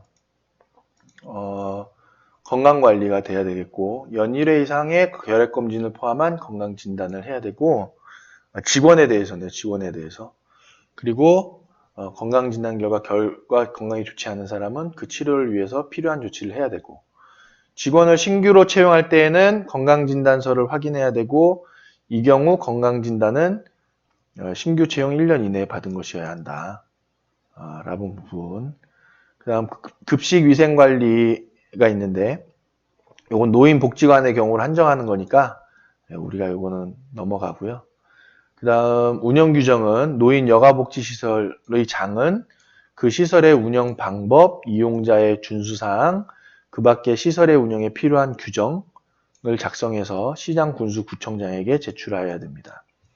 노인복지관 및 노인교실의 운영규정에는 아래 사항이 포함이 되어야 되는데 이용 정원, 이용 계약에 대한 사항, 그 다음 이용료 및 그 비용 등에 대한 변경 방법과 절차, 그리고 서비스 내용과 그 비용의 부담에 관한 사항, 시설물 사용상의 주의사항, 서비스 제공자의 배상 책임과 면책 범위, 운영 규정의 개정 방법 및 절차 등이 포함되어야 되겠다.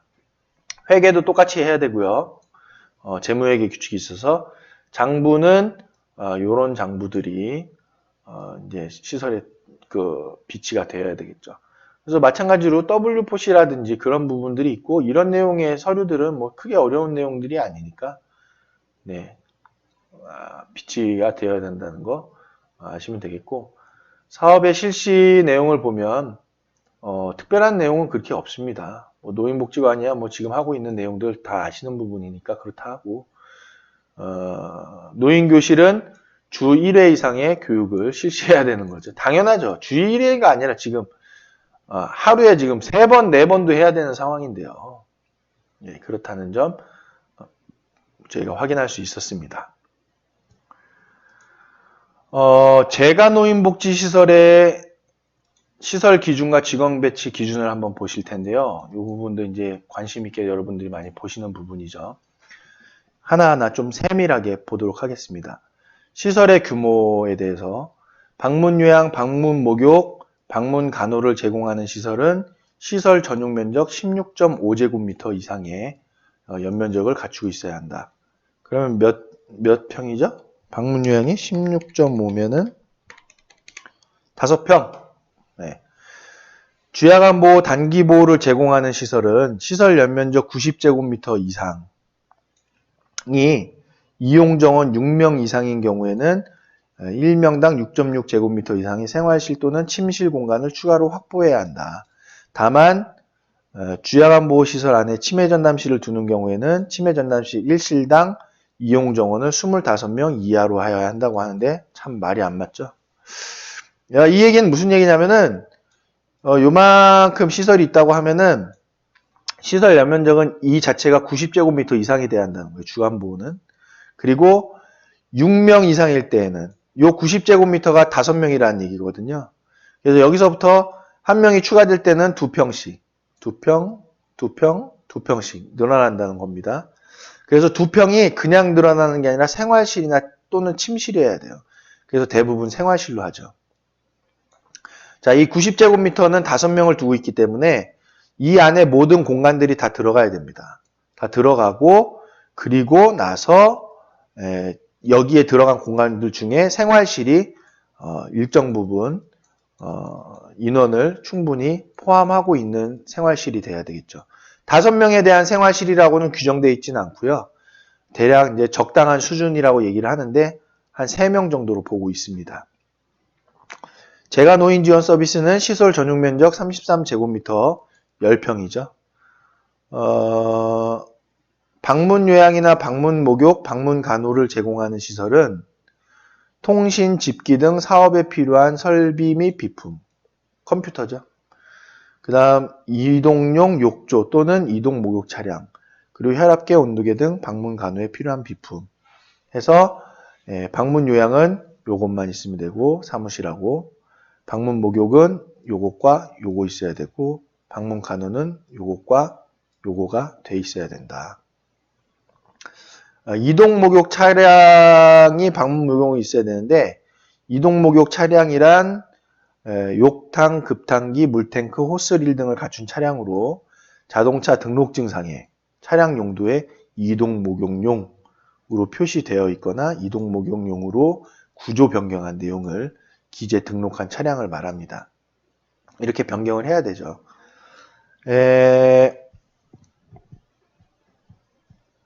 뭐 이 부분은 뭐 보건진료를 하고 있는 데에서는 방문간호를 뭐 같이 쓸 수 있다 그런 내용이니까. 주야간보호 단기보호를 제공하는 시설은 시설의 입지 조건이 보건, 위생, 안전, 환경 및 교통 편의 등을 충분히 고려해서 이용자가 쉽게 접근하고 편리하게 이용할 수 있는 쾌적한 환경의 부지를 선정해야 한다고 하는데 차로 다 가는데요, 뭐. 그리고 주야간보호는 이렇게 됩니다. 요즘 주야간보호 관심이 뜨겁잖아요.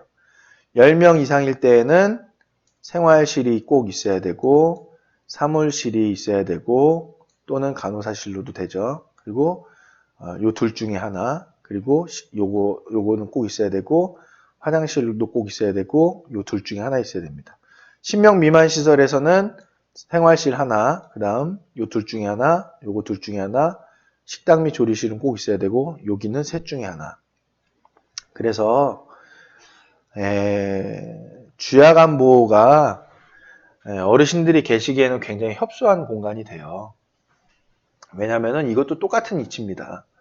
이용자 10명 이상인데 자 100명 있다고 할게요. 화장실 몇 개 있어야 됩니까? 몇 개 있어야 된다 없어요. 하나만 있어도 돼요. 이런 내용의 법이라는 거죠. 이용자 10명 이상 단기보호시설은 지금 요 내용을 조금 같이 봐야 되는데 침실, 사무실이나 의료 및 간호사실 이렇게 해서 요것들이 포함이 되는 거고 10명 미만에서는 지금 요 화장실, 세면장 및 목욕실, 세면장 및 목욕실, 세탁장 및 건조장이 하나로만 돼 있다는 거, 그 부분만 차이가 있습니다.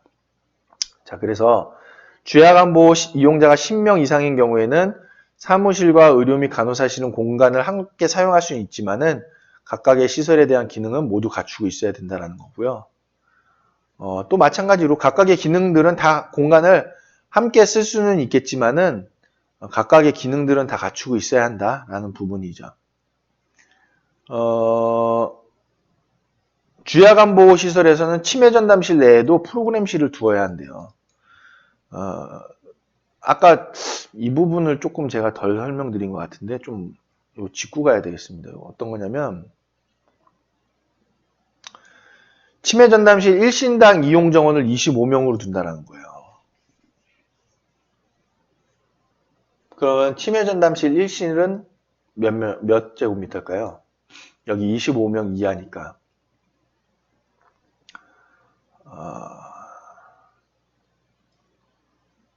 몇 제곱미터가 뭐 밑에서 나오는 상황이 될 것 같은데 한번 보시죠. 여기도 마찬가지로 치매 전담실 입구에는 출입문을 두어가지고 공간을 구분해야 되고 화재나 비상시에는 자동 개폐 장치가 돼 있어서 열려야 됩니다. 설비 기준은 뭐 특별한 내용은 없고요. 시설이랑 다 동일하기 때문에 휠체어 이동이 가능해야 되고 그 다음에 문턱을 제거하고 손잡이 설비를 부착하고 그리고 바닥에 미끄럼을 방지해야 되는 부분이 있죠. 그래서 이용자의 활동에 편리한 구조를 갖추고 있어야 되고 화재 예방, 소방시설 설치 유지 및 안전관리에 관한 법률에 따라서 스프링클러, 자탐, 화탐, 자동화재 탐지 설비, 그리고 자동화재 속보 설비가 설치가 되어 있어야 되고 소화기와 함께 비상구도 설치가 되어 있어야 됩니다. 그리고 먹는 물 관리법에 따라서 수질검사, 그리고 침실이 2층 이상인 경우에는 건물 내 경사로 그리고 승객용 엘리베이터를 설치한 경우에는 설치 아니할 수도 있고 시설하고 거의 비슷하죠. 계단의 경사는 완만해야 되고 계단 주출입구에 출입문을 설치하고 출입문에는 잠금 장치를 하고 그 다음에 화재 발생 시에는 자동으로 열릴 수 있게 자동 개폐 설비 그 다음에 바닥은 미끄럽지 아니한 바닥재를 사용해야 되고요. 그리고 주방은 임의로 침입할 수 없도록 잠금 장치를 설치하고 그리고 배회 이용자의 실종을 예방할 수 있도록 외부 출입구에 잠금 장치를 갖추고 대신에 화재 비상시에는 자동으로 열릴 수 있게끔 조치를 해놔야 됩니다. 생활실이 뭔가라고 물어보시는 분들이 있는데 이용자가 자유롭게 활동할 수 있는 그냥 열린 공간이라고 보시면 돼요. 그래서 거기에 의자도 있고 프로그램도 하고 식사도 하실 수 있는 그런 공간이고 거기에는 안전설비, 뭐 옆에 난간 그 손잡이라든지 그런 것들이 적당하게 설치가 되어 있어야 됩니다. 그리고 특별히 창문에 대한 규정은 없고요. 창문은 요양시설만 있죠, 지금. 그리고 단기보호에서 얘기하는 침실은 똑같습니다. 면적은 1명당 침실의 면적은 6.6제곱미터, 정원은 4명 이하. 침실만, 침실에 대한 4인실 이상은 안 된다. 근데 여기 그 단기보호에는 창문 면적이 나와 있네요. 침실 바닥 면적의 7분의 1 이상의 면적을 창으로 해서 직접 바깥 공기에 접하도록 하고 개폐가 가능해야 된다. 라는 부분으로 단기보호에서는 돼 있는데 주야간 보호에서는 생활실로만 가기 때문에 이 부분이 없다라는 거죠. 그리고 침대는 다리를 좀 잘라서 어르신들이 자유롭게 오르내릴 수 있게끔 하고, 그리고 안전설비를 갖춘 침실이어야 되겠다라는 거. 그러니까 뭐, 안전 손잡이 같은 부분이죠. 사무실은 뭐, 의료 및 간호사실, 프로그램실, 물리치료실, 식당 및 조리실, 로 되어 있고요. 그리고 창문에는 방충망 설치가 되어 있어야 한다는 거. 그리고 식기를 소독하고 위생적으로 취사 및 조리할 수 있는 설비. 예를 들면은 소독기 같은 것들이죠. 그런 것들이 설비가 갖춰져 있어야 되겠다. 그리고 급식 제공을 외부 기관에 위탁하는 경우에는 조리실을 두지 않을 수 있다는 거죠. 그래서 지금 급식을 선호하고 있는 상태예요. 왜냐하면 급식을 위탁을 하게 되면 조리원도 두질 않거든요. 그러면은 조리원 인건비도 세이브가 되기 때문에 급식을 외부에다 위탁하는 시설들이 늘어나고 있다. 근데 아무래도 시설에서 직접 하는 밥보다 외부에서 가지고 오는 밥이 조금 품질이 떨어지는 건 사실입니다. 그래서 이 부분이 조금 긍정적이지는 못한데 어쨌든 관리적인 면에서는 이게 낫다라는 거죠. 굉장히 나은 거거든요, 이게. 그래서 그 급식 제공하는 데에서 품질이 올라가면 좋겠는데 그게 품질이 올라갈 수 있는 한계가 있다라고 하면은 이거는 법의 한계입니다. 왜냐하면 조리원 수가 합리적이지 못하기 때문이죠. 그 다음에 세면장 및 목욕실은 이런 내용들이 있고 욕실을 설치하는 경우에는 욕조에 이용자의 전신이 잠기지 아니하는 깊이로 하고 욕조 출입이 자유롭도록 최소한 1개 이상의 보조봉과 수직의 손잡이 기둥을 설치해야 되기 때문에 욕조를 설치하는 것은 솔직히 위험하고 별로 좋지 않다. 그래서 샤워기로 하고 샤워기에 안전손잡이를 설치하는 것이 좋겠다. 그리고 물은 뜨거운 물이 잘 조절돼서 나와야 되는 거고 재가노인 지원 서비스에는 사무실, 상담실, 교육실, 자원봉사자실도 갖추고 있어야 한다는 것이 나와 있습니다. 자, 이번에 중요하게 보는 거 직원의 자격 기준에 대해서 나오는데요. 시설장의 경우에는 사회복지사업법에 따른 사회복지사 자격증 소지자나 의료인이 해당이 되고 그리고 요양보호사 1급으로 실무경력 5년 이상인 자, 또 소정자로서 보건복지부 장관이 정해서 고시하는 소정의 교육을 이수를 하면은 가능하다는 부분이죠. 근데 실무경력 5년의 이상으로 해가지고 1급은 없어졌죠, 지금. 요양보호사로만 다 통칭하고 있는데 여긴 또 1급으로 돼 있네요. 아닌가요? 제가 알고 있는 부분이 맞을 텐데 다 1급으로 그냥 요양보호사는 급수 없이 다 요양보호사로 통칭하고 있습니다. 그 다음에 이게 솔직히 이 부분으로 하기엔 좀 어렵죠, 많이. 그래서 대부분 사회복지사 자격을 다른 쪽으로 가고 있습니다. 그 다음 재가노인 지원 서비스는 사회복지사와 그리고 의료인이 가능하다. 방문간호 서비스는 간호 업무 경력이 2년 이상인 간호사로서 해당 시설에 상근하는 자가 해당이 되겠죠. 물리치료사, 작업치료사, 치과위생사는 우리가 다 한 거니까. 그 다음에 요양보호사는 법에 따른 요양보호사 자격증 갖고 있으신 분으로 되어 있습니다. 방문요양은 시설장 1명, 그 다음 사회복지사는 수급자 15명 이상일 때 사회복지사 1명이 있으면 되고, 그다음 요양보호사는 10여 명 이상이 돼야 됩니다. 등록 요양보호사가. 농어촌 지역의 경우에는 5명 이상이 되겠죠. 읍면동단위.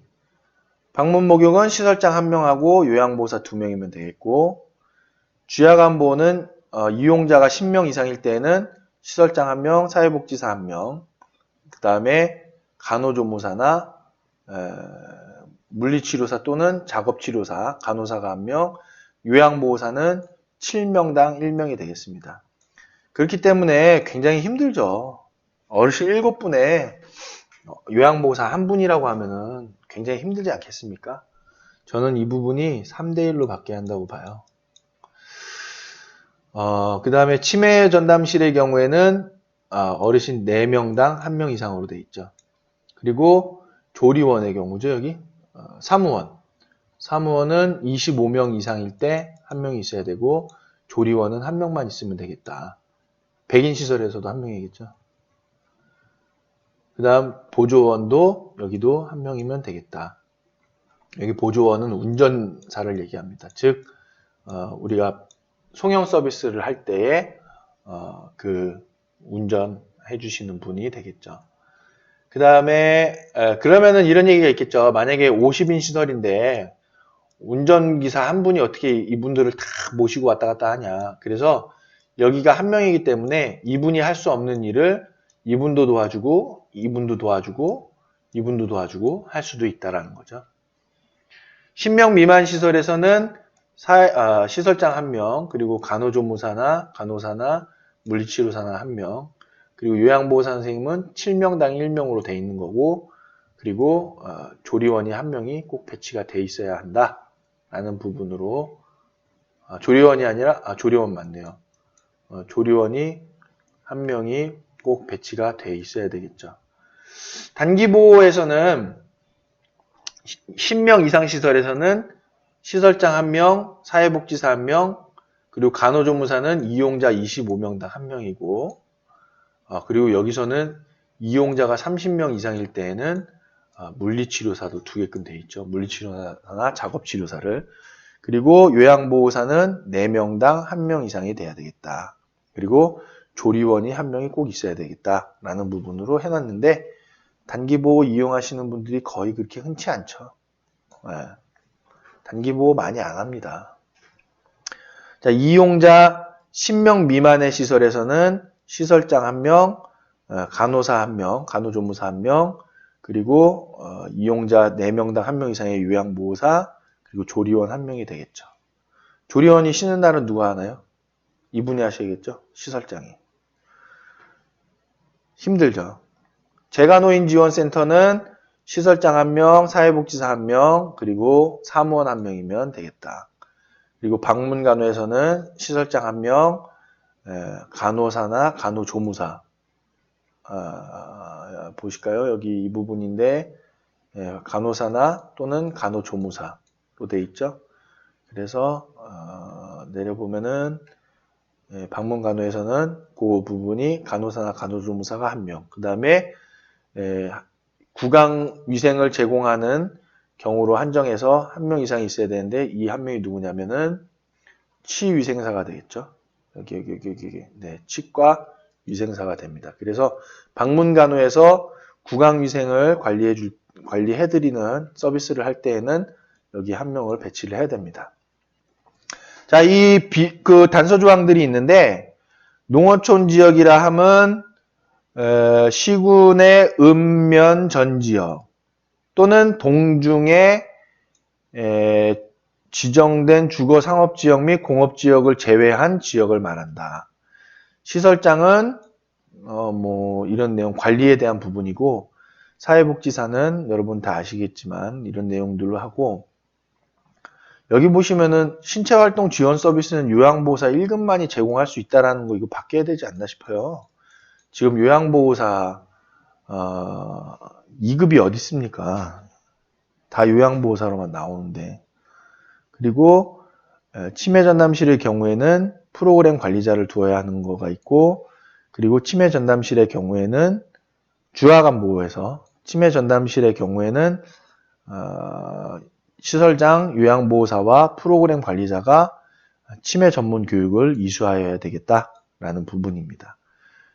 특히 조리원을 두지 않을 수 있는 그 내용이 있는데, 그거는 위탁급식을 하고 있을 때, 그때는 조리원을 두지 않을 수 있고, 또 주야간 보호 서비스 또는 단기 보호 서비스를 제공하는 시설을 병설에서 운영하는 사회복지 시설에서는 급식을 위탁하는 경우에 조리원을 배치하지 않을 수 있습니다. 다만 사회복지시설은 관련 법령에 따른 인력 및 시설 기준을 충족하는 범위에서 급식을 할 수 있다라고 되어 있죠. 인력을 다 충족하고 그러고 나서 급식을 할 수 있다. 그 얘기가 됩니다. 주야간 서비스 이용자가 10명 이상인 경우에는 간호사, 간호조무사, 물리치료사 또는 작업치료사 중 1명 이상을 배치해야 하는 건 표에서 보셨죠? 시설장은 상근을 해야 됩니다. 1일 8시간 이상, 월 20일 이상 근무하는 것을 말하는 거고요. 주야간 보호 서비스 및 단기 보호 서비스를 제공하는 경우에는 사회복지사, 간호조무사, 사회복지사, 간호사, 간호조무사, 물리치료사, 작업치료사 또는 요양보호사는 다른 업무와 겸직할 수 없다라는 겁니다. 네, 그렇죠. 자, 근데 라목에도 불구하고 단독주택이나 공동주택에서 이용자 10명 미만의 주야간 보호 서비스를 제공할 때에는 시설장이 다 할 수 있습니다. 간호사, 간호조무사, 물리치료사, 작업치료사나 요양보호사 자격이 있으면은 주야간 보호에 근무하는 이런 분들하고 겸직을 할 수 있다라는 거죠. 이 경우 상시적으로 근무하는 종사자는 시설장을 포함해서 2인 이상이 돼야 되겠다. 단 조리원은 빼고. 이해가 되실까요? 뭐 말 그대로입니다. 단독주택이나 공동주택에서 10명 미만의 주야간 보호 서비스를 하고 있으면 시설장이 간호조무사나 그 물리치료사, 작업치료사 자격, 요양보호사 자격이 있으면 이런 분들하고 같이 겸직해서 할 수 있다라는 부분이죠. 한 사람이. 그 다음 모든 종사자는 시설의 장과 근로기억이 체결이 되어야 되고 방문간호를 제공하는 의료기관에서 구강위생만을 제공하는 때에는 간호사나 간호조무사를 두지 않을 수 있다는 것도 나와 있습니다. 그 다음에 방문간호 서비스를 제공할 수 있는 간호사 또는 간호조무사는 간호 업무 경력 2년 이상인 간호사나 간호보조 업무 경력이 3년 이상인 간호조무사로서 노인장기요양보험법 시행규칙 제11조 2에 따라서 지정한 그 교육기관에서 소정의 교육을 이수할 때에만 또는 치과위생사일 때만 가능하다라는 부분입니다. 뭐 이 부분은 의료기관에서 하는 거고요. 이 부분이 좀 중요하죠. 하나의 재가노인복지시설에서 여러 가지 재가노인복지 서비스를 함께 제공할 때, 그때는 즉 주간보호와 단기보호를 같이 제공할 때, 그 다음 주간보호와 방문요양을 같이 제공할 때, 뭐 이런 내용들이죠. 그래서 특례가 있는데 재가노인 지원 서비스는 제외고요. 재가노인복지 서비스를 제공하는 시설이 하나 이상의 다른 재가노인복지 서비스를 함께 제공하는 경우에 사업이 지장이 없는 범위에서 생활실이나 침실 외에 시설을 병용할 수 있다는 겁니다. 그 다음에 그러면은 침실 외에 시설을 병용할 수 있으니까 주간보호가 이렇게 돼 있고 단기보호가 이렇게 되어 있으면 침실이 여기 있고 여기에 그 외의 시설을 병용할 수 있다는 거겠죠. 인력 기준에 관한 특례가 있는데 재가노인복지시설의 시설장이 하나 이상의 다른 재가노인복지 서비스를 함께 제공할 때에는 사업에 지장이 없는 범위에서 다른 서비스의 시설장도 겸직해서 운영할 수 있다라고 되어 있죠. 그래서 재가노인복지시설의 시설장은 여러 개를 할 수 있다라는 것이고, 다만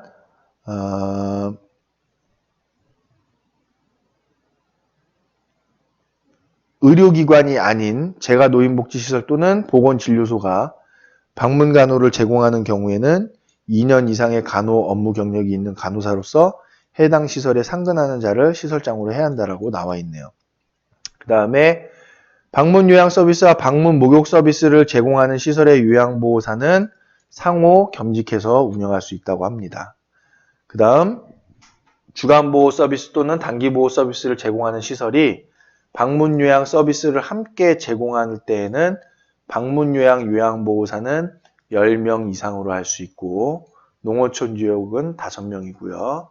그리고 방문 요양의 요양보호사를 공동으로 활용할 수도 있는 특례 조항이 있습니다. 그 다음에 주간보호 서비스와 단기보호 서비스를 함께 제공할 때에는 사회복지사, 간호조무사, 물리치료사, 작업치료사는 상호 겸직이 가능하다.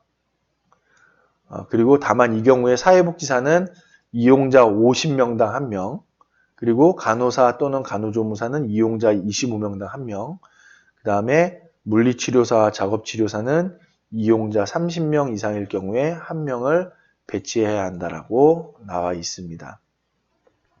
여기 몇 점을 2개 찍어놨나요?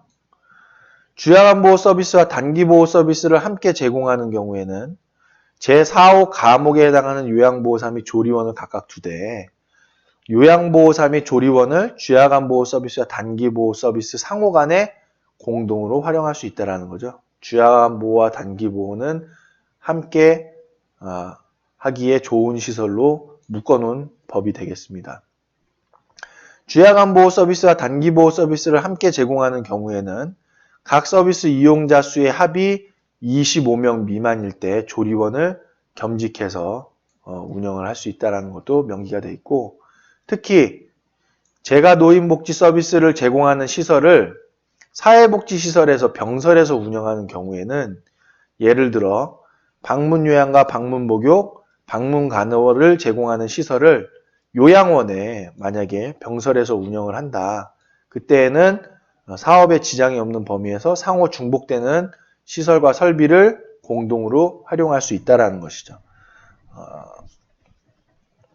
그 다음에 주야간 보호와 단기 보호와 주야간 보호 또는 단기 보호를 노인복지시설, 요양원 같은 시설과 병설에서 운영하는 경우에는 생활실과 침실을 제외하고는 사업에 지장이 없는 범위에서 병용해서 쓸 수 있다.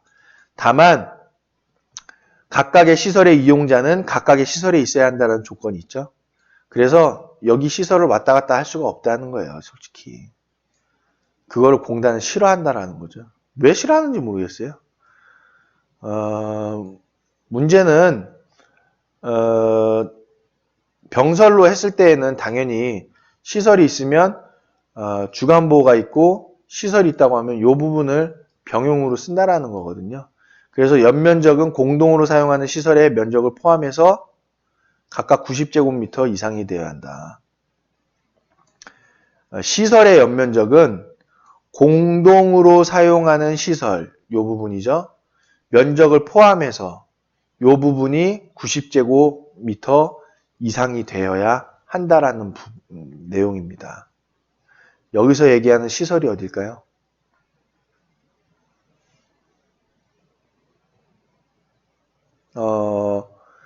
여기서 얘기하는 시설은 주야간 보호 또는 단기 보호를 제공하는 시설을 얘기하는 거겠죠. 근데 이 부분이 조금 이게 앞뒤가 안 맞는 내용 같아요. 이 내용 자체가.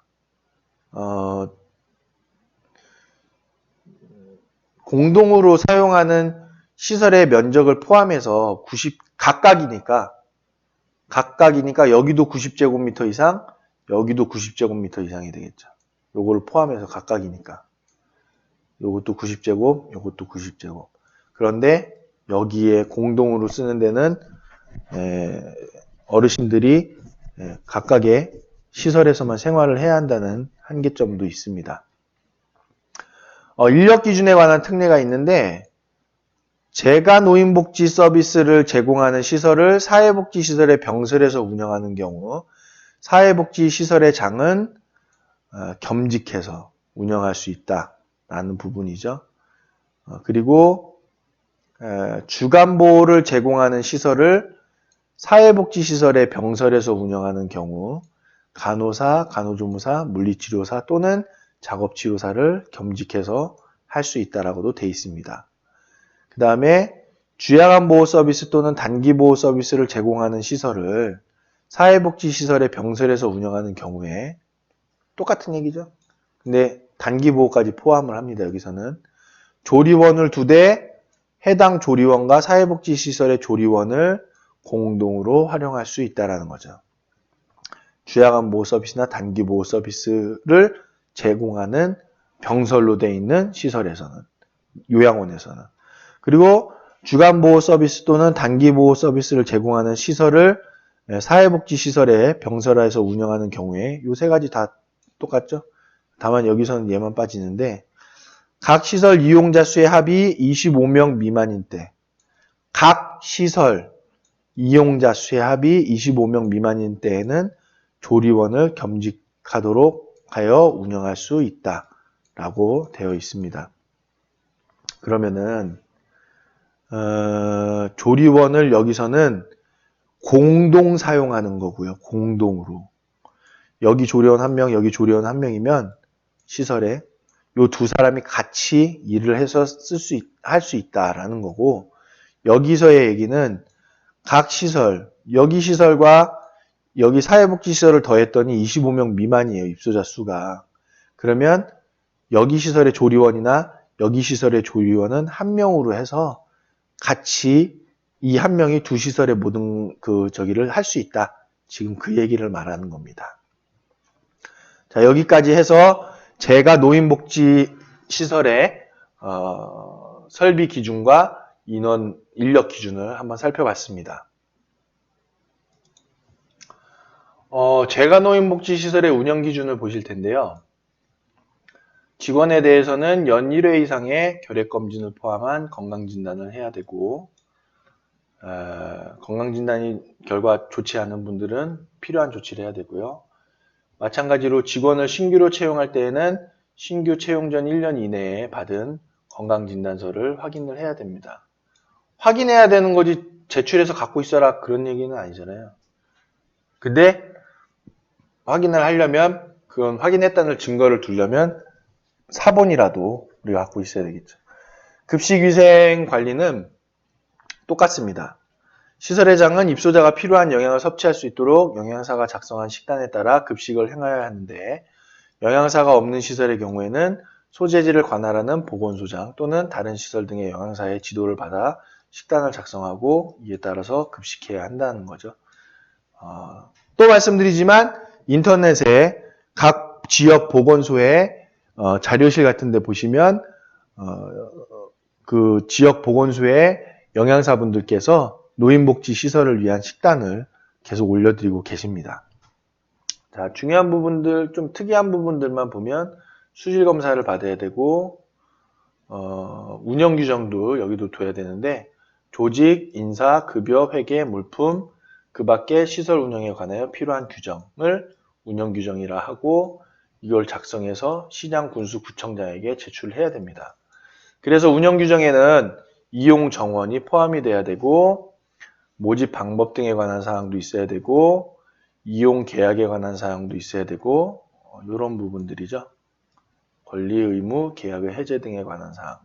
그리고 이용료 등 비용에 대한 변경 방법 및 절차도 있어야 되고, 서비스의 내용과 그 비용의 부담에 관한 사항도 있어야 되고, 특별한 보호를 필요로 하는 경우에는 그 서비스 기준과 비용에 관한 사항도 있어야 되고, 의료를 필요로 하는 경우에는 구체적인 처리 절차, 시설물 사용상의 중의사항, 서비스 제공자의 배상 책임, 면책 범위에 관한 사항, 운영 규정의 개정 방법 및 절차에 관한 사항, 운영위원회의 설치와 운영에 관한 사항, 그 밖에 운영에 필요한 중요한 사항들을 다 운영 규정에 포함을 시켜야 됩니다.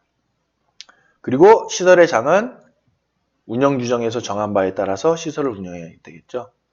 회계는 재무회계법을 준용해야 되겠고, 장부는 보시는 것처럼 이런 내용의 장부들을 둬야 되겠습니다. 그 다음에 사업의 실시 보시면 단기보호는 1개월에 15일 이내만 이용할 수 있는 겁니다. 다만 시장 군수구청장은 중증질환이 있는 노인이나 연고가 없는 노인, 취약, 생계, 곤란 등의 사유로 인해서 부양 능력이 없는 부양 의무자로부터 부양을 받지 못하는 피부양 노인에 대해서는 1개월에 15일을 초과하여 이용일수를 연장할 수 있는데 언제까지요? 라는 말은 없죠. 뭐 특별한 내용은 뭐 없고 뭐 이런 부분들은 뭐 다 평범한 내용들이니까 여러분들이 한번 훑어보면 되는 내용이고, 마찬가지로 운영위원회를 해야 되는 겁니다. 이 재가노인복지시설에서도 사회복지사업법에 따라서 운영위원회를 설치, 운영해야 한다는 부분이 명기가 되어 있습니다. 자, 이렇게 해서 장장 거의 몇 시간인지 모르겠네요. 진짜 오늘 날 잡아가지고 노인복지법을 한번 쫙 훑어봤습니다. 아마 이 영상을 보시는 분들은 이제 그 노인복지시설 설치에 대한 기본적인 법의 절반은 보셨다고 보시면 되겠고요. 다음 시간에 노인장기요양보험법에 대해서 설명을 드리면 그 법까지만 이제 보시게 되면 우리가 기본적으로 시설을 운영하는 데 있어서의 필요한 규정들은 우리가 살펴봤다라고 말씀을 드릴 수 있겠습니다. 오랜 시간 이 영상을 시청해 주셔서 너무 감사드리고 모쪼록 제가 올려드리는 영상이 그 노인장기요양기관 설립하시고 운영하시고 또 관계 공무원으로 일하시는 모든 분들께 도움이 됐으면 하고, 특히나 시설에 계시는 어르신들, 노환으로 어려움에 계시는 어르신들께 도움이 되어 드릴 수 있는 그런 일이었으면 하는 바람입니다. 오랜 시간 시청해 주셔서 감사드리고, 그리고 다음 시간에는 노인장기요양보험법을 살펴보는 부분으로 다시 한번 안내를 드리도록 하겠습니다. 감사합니다.